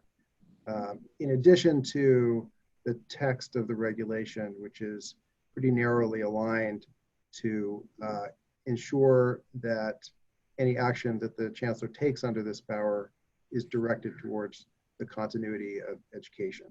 So it doesn't go, that power doesn't go beyond that. Thank you. I might also add that, you know, as the Chancellor stated here publicly, that and before he takes any action, he would consult with me. And if I felt that that might be something the board wouldn't approve, either I would not approve it or call for the emergency meeting.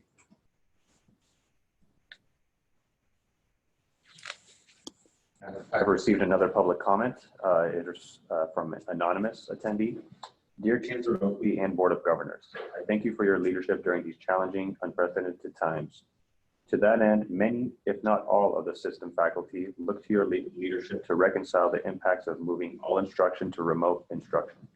If Canvas is the recommended platform for instruction, then we must acknowledge the digital divide is still very real, and we may just be further exacerbating existing equity gaps. Student trustee Zaragoza has already articulated the student concerns and rightful fears they are experiencing. I empathize and quite honestly feel a tremendous responsibility to ensure the success of my students while providing a quality educational experience. For example, in one of my classes alone, 27 students, half of them do not have home computers, and a third do not have access to Wi-Fi. Where will they go? They will congregate at Starbucks and public libraries in their county, again, creating the conditions for community spread. This is not business as usual.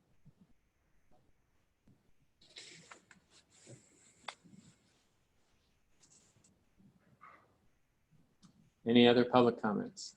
We have no additional public comments at this time, and the public comment period for item 3.2 has now concluded. Okay, thank you. So at this point, if are there any other board member comments? Okay, if not, then we'd like to hear a motion on the resolution. Tom, can I just ask a procedural question? Do we need to suspend, if this is an action item and we didn't have a first read, do we need to vote on suspending or being able to vote on it today? I don't know the procedure for this, that we're operating under. I just know Brown Act is, we'd have to vote to suspend the second read and vote today, but I just don't know if that would be applicable here. Mark? Member Perigo, no, under the board's procedures, it has authority to act on an emergency regulation at a single meeting.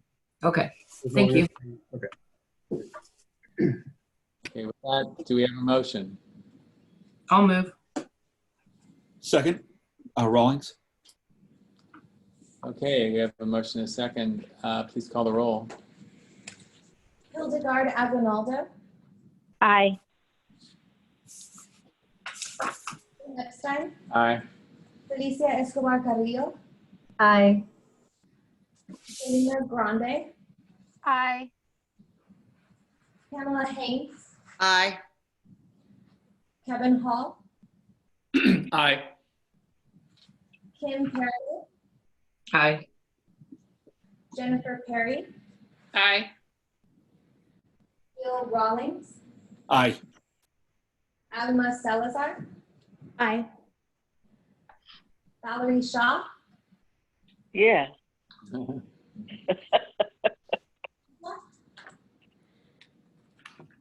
you hear me? Yes. Oh, you can? Oh, okay, great. Aye. Alexis Zaragoza. Aye. Thank you. Okay, the motion carries.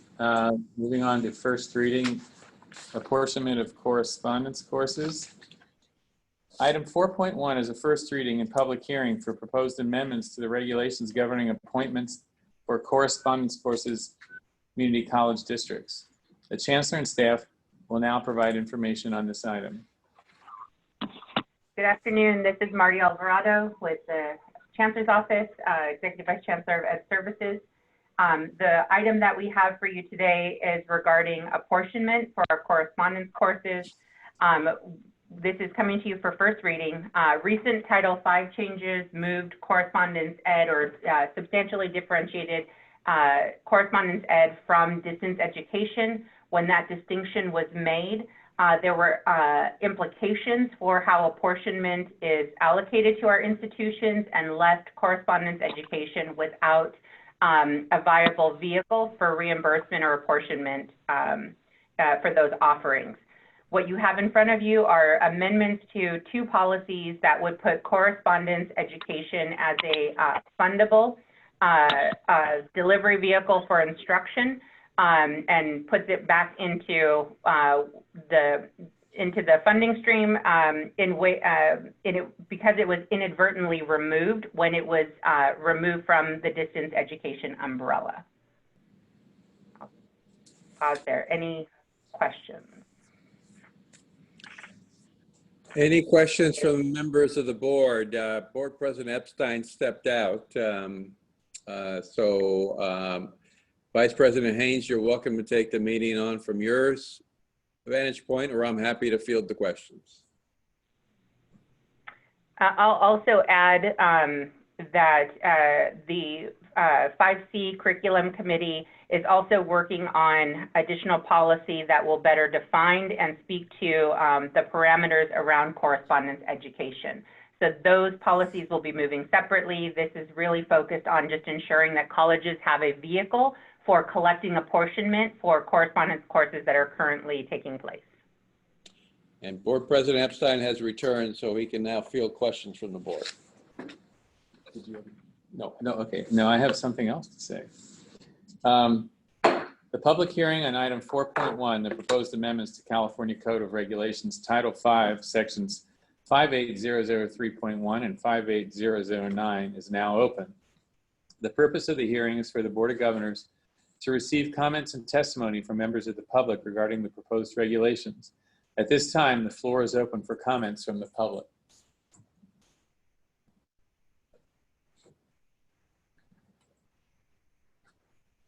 And just as a reminder, if you're a member of the public and would like to submit a comment, please submit your comments through the Q&A feature on the Zoom platform. You can either identify yourself or specify that you'd like to remain anonymous, and your comment will then be read out loud by a Chancellor's Office staff member.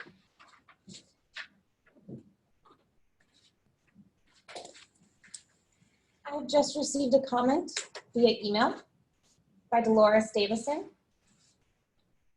Vice President of the Academic Senate for California Community Colleges.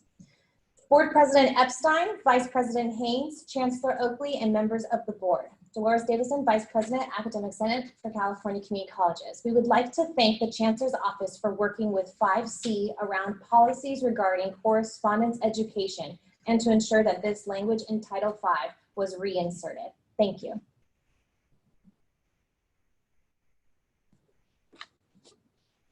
Are there any other comments from the public? I don't see any additional comments at this time.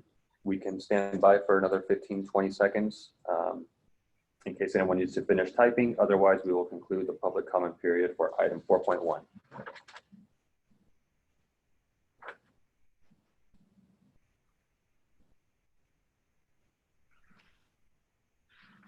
Are there any additional members of the public who would like to speak on this matter? Hearing none, this public hearing is closed. This concludes the public hearing on this matter. Now have discussion by the Board of Governors.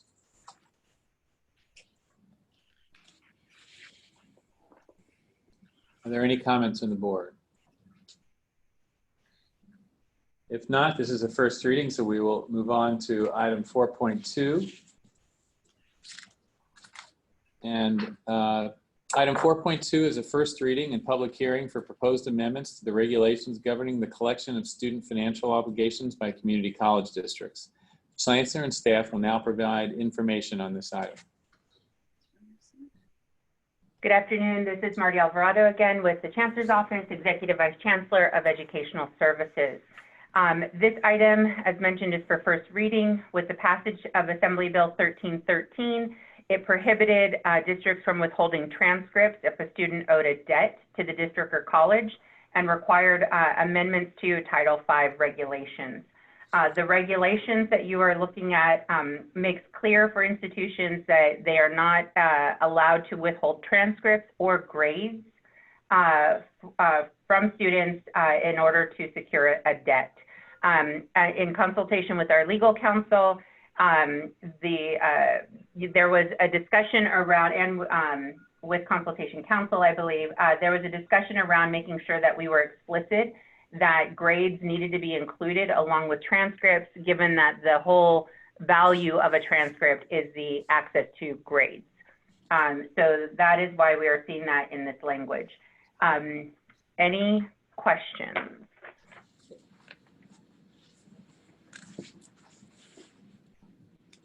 Okay. President Epstein, this is Board Member Salazar. I'm just curious, relative to order of magnitude, and I'm in full agreement with the proposed regulation, but just curious, what is a college's average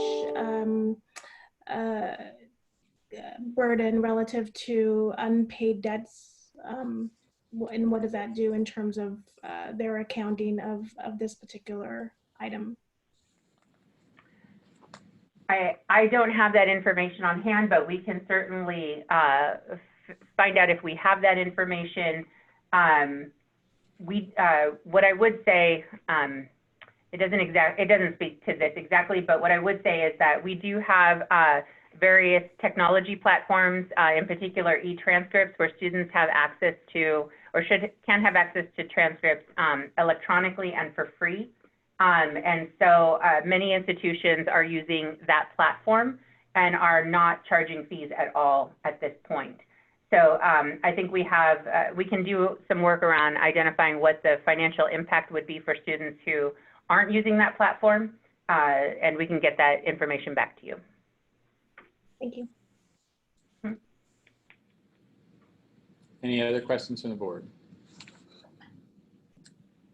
The public hearing on item 4.2, the proposed amendments to California Code of Regulations, Title 5, Section 59410 is now open. Purpose of the hearing is for the Board of Governors to receive comments and testimony from members of the public regarding the proposed regulations. At this time, the floor is open for comments from the public.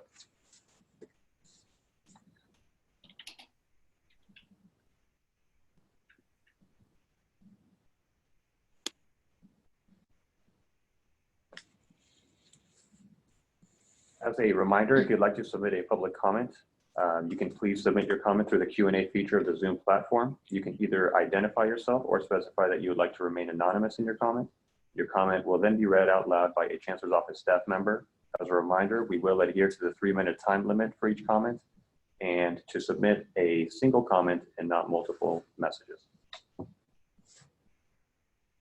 have not received any public comment. Are there any public comments? There are no public comments at this time. Okay. Are there any additional members of the public who would like to speak on this matter? Hearing none, this public hearing is closed. This concludes the public hearing on this matter. Are there any other comments by members of the board? Okay, since this is a first reading, we will move on. Item 5.1, board member reports. We are open for board member reports.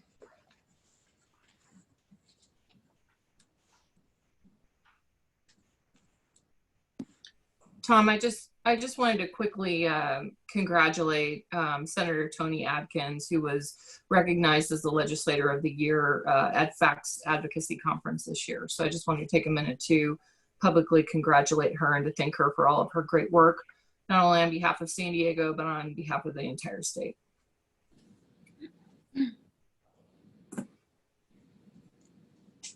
Any other members of the board like to make a report?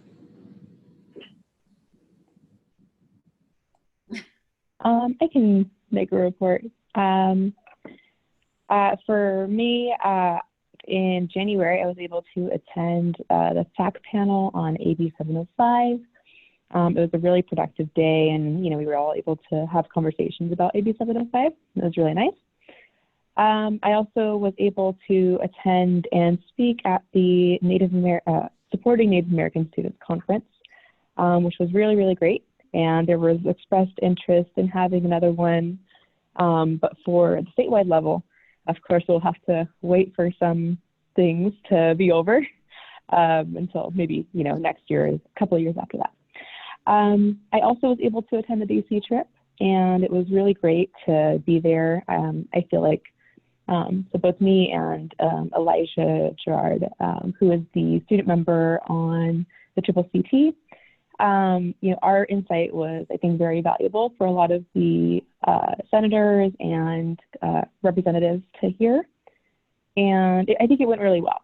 And also just last week or so, I was able to go to the listening tour at my home college, Modesto Junior College, which was also really nice to be able to see all of my faculty and staff and also student leaders and introduce them to the Chancellor and just have a really good conversation.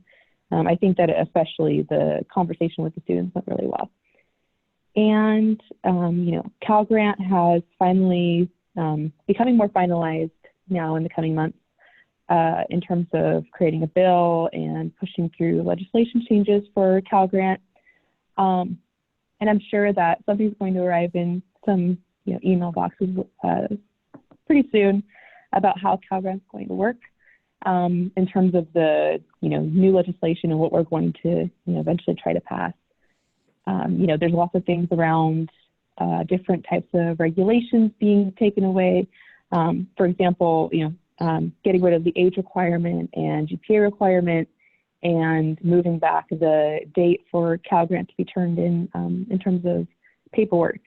All these different things that are barriers for students being taken away, as well as the actual amount of Cal Grant being upped by a lot. So that's pretty much been everything that's going on. Sadly, there have been some conferences and that kind of thing canceled. I know currently the Student Senate is trying to figure out a way to possibly do our General Assembly online. And I'm hoping that they're able to kind of figure that out and make sure that we're still able to do something like that. And also, there was a transfer lobby day that me and a separate group were organizing, and that had to get canceled along with a few other lobby days. So, we're trying to work around that and still make sure to get our students up into the legislature and, make sure that they're, out there and making sure that they see us. So that's it for me.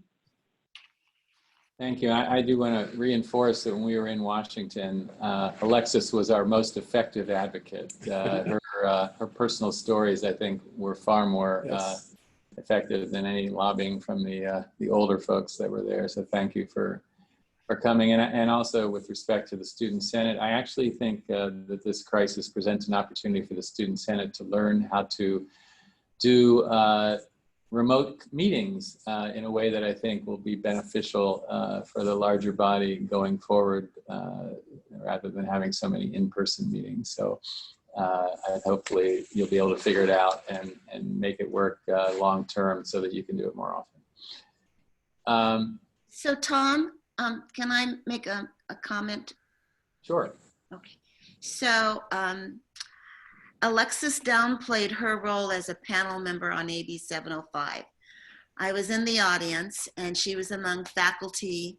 Many had their concerns about AB 705 relative to students, but Alexis held her own, shared stories, not only her stories, but the stories of her friends, colleagues, real stories of real students, and is a definite asset, not only in Washington, D.C., but on the road here in California. So Alexis, keep up the good work.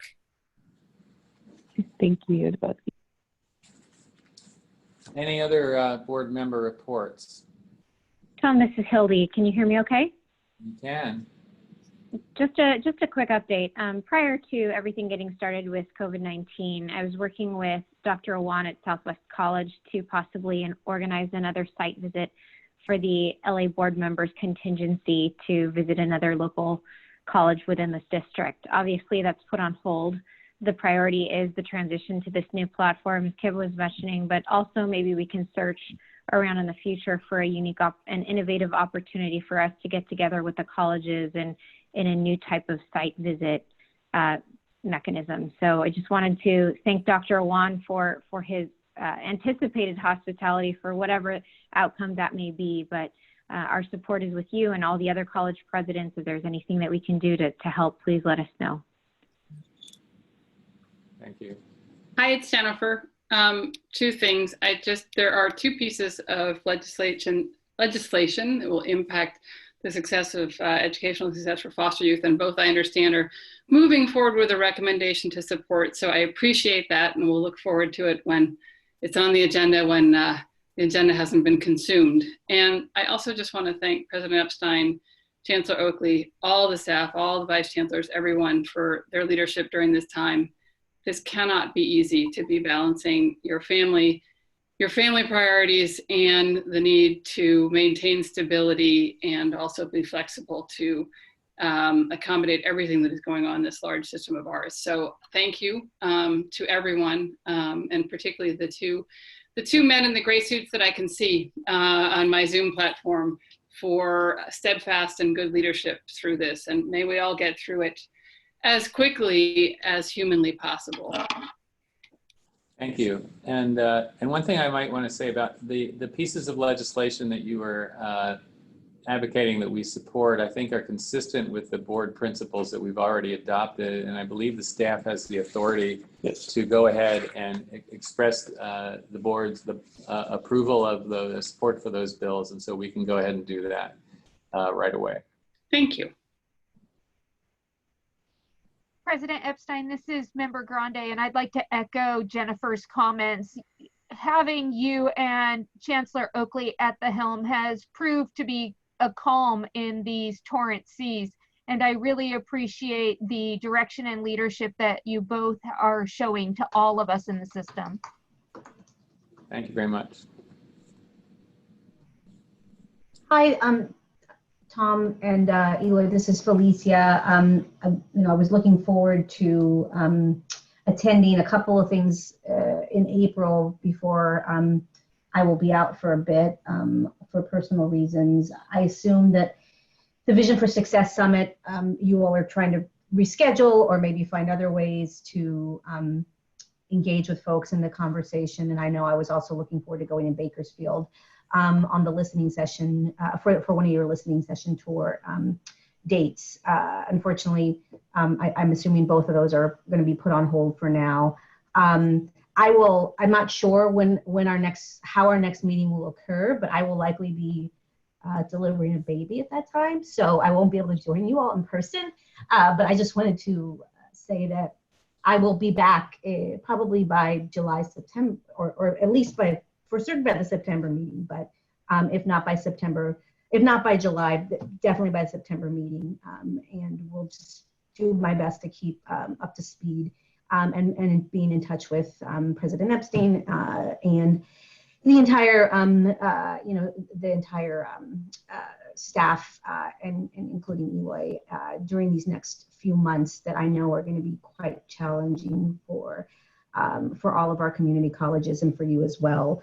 But just wanted, I was just assuming I'd be able to tell other people about that when I saw you all this week, but I will not be able to do that. So I wanted to let other folks know that I will be out for 1 or 2 board meetings in the summer. President Epstein? Yes. I quick comment here. Just wanted to echo, as my fellow student Alexis member Zaragoza said, with COVID-19 disrupting obviously the students of the California Community College system and the Student Senate hosting important events such as March and March, unfortunately had to be canceled, but safety is our #1 priority. So, and the physical General Assembly being canceled, although we, as Alexis stated, hope that we can find a virtual solution, possibly on the Zoom platform. But then also I wanted to let my fellow board members and the Chancellor's office know that the student California Community Colleges was really proud to announce that Assemblymember Webb authoring of AB 2910 had been achieved. And for those unfamiliar, AB 2910 is a bill that would grant student trustees an advisory vote and allow districts to grant student trustees a full vote. This has been the #1 priority of the Student Senate for the past year. And now that they have this bill, it's going to be interesting to follow the bill's success. They were equally proud of Assemblymember Medina's authoring of a similarly numbered bill, AB 2190. And this is a bill that would echo the CSU's movement to grant their first-year student Board of Governors equivalent vote, but here in the California Community College system. So effectively ensuring that both student members of the Board of Governors have a vote. Again, a priority of the Student Senate for about a year now. So these 2 bills, I hope my fellow board members will take a look at these 2 important pieces of legislation and alongside the students of the community college system will view their potential successes.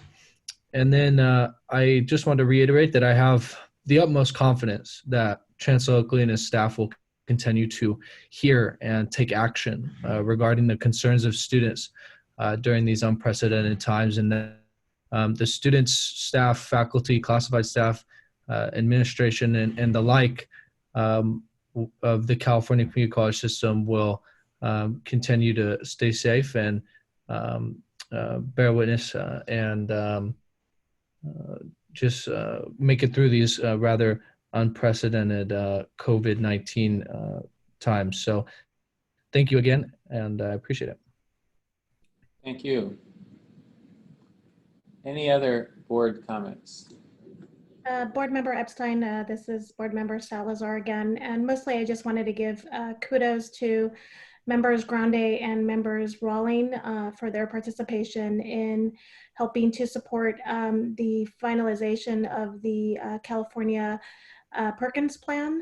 We've been part of a joint committee with the California Department of Education, and I know that we've gone through multiple iterations of this plan and excited to finally see a final plan move forward. And I just wanted to give them acknowledgement for their continued engagement on and participation on that committee, and their incredible feedback on ensuring that the state was able to put forward a strong plan.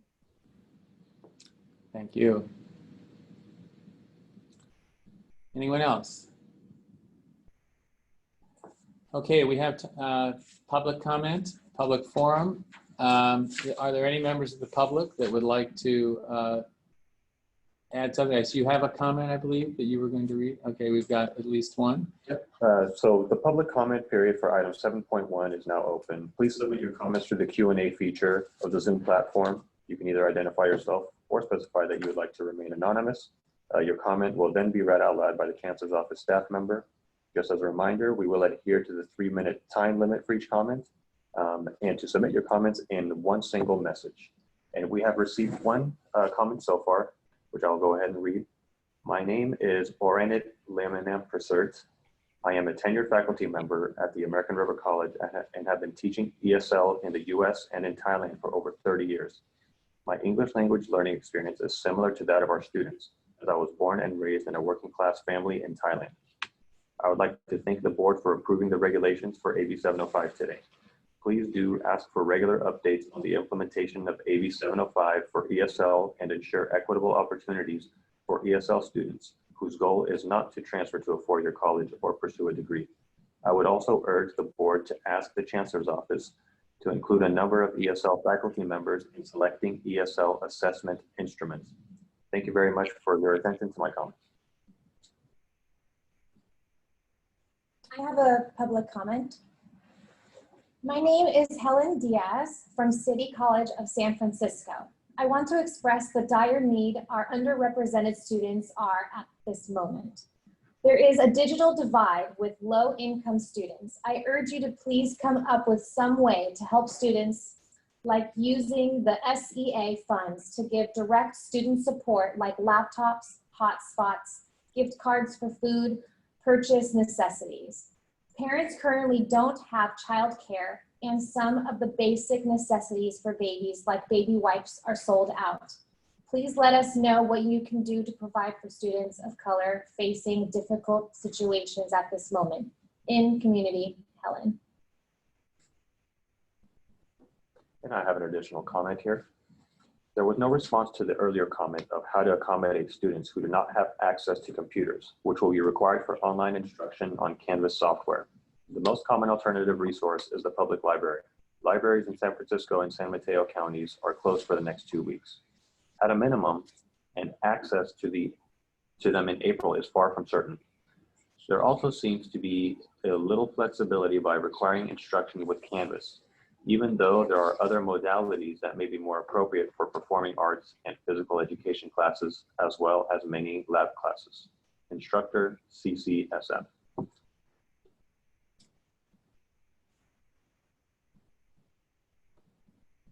No more public comments? Nothing on my end. There are no additional comments at this time. We can allow another 20 seconds in case anyone needs to finish typing.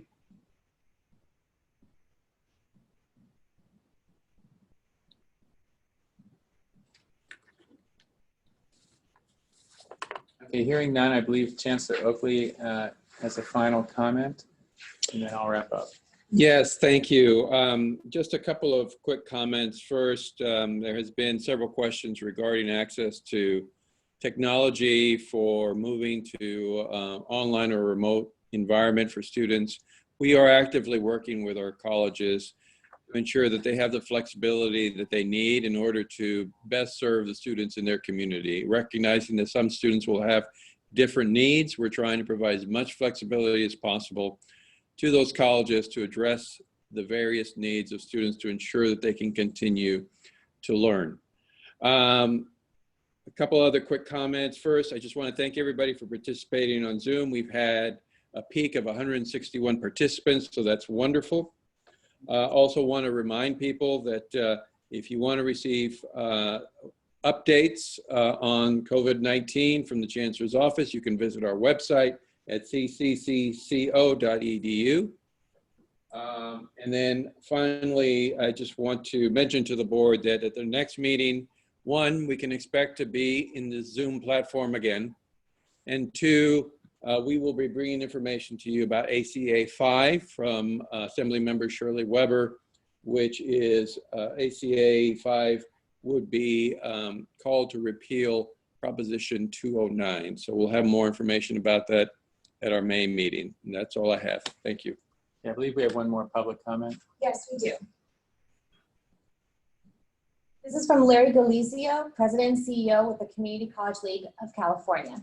The League stands ready to collaborate with our community college colleagues statewide to confront this public health and increasingly financial and budgetary crisis. My counterparts in other states are working with their respective states, other sectors of public education, and advocating for federal and state resources to support colleges and the students and communities they serve. The CEO and trustee boards meet this Friday, virtually via Zoom, and we will continue to conduct the necessary business of district and college leadership, and we are eager to work with everyone to support our students and communities. Larry Galizio. Thank you. So I think no more public comment. I think that's it. One thing I'm asking the Chancellor to give an update on the outcome of Prop 13. Yes, unfortunately, as many of you know, Proposition 13 would have, if passed, would have provided $15 billion of construction bond resources to K-12, community college, CSU, and the UC. That ballot measure failed, and so we will continue to work with the governor's office to determine what is the next best option to ensure that our colleges and universities have the resources they need to provide for the capacity that we need in order to serve students. So it's unfortunate. I think we need to take stock of why the bond measure failed, what is not being accurately to the public, and ensure that we understand how to respond to help our colleges maintain their facilities going forward. And with that, I just want to close by thanking everyone for participating. I want to particularly thank the staff for making this work so well, because I'm afraid we're going to need to do it again. But I think it was pretty effective and people had an opportunity to participate.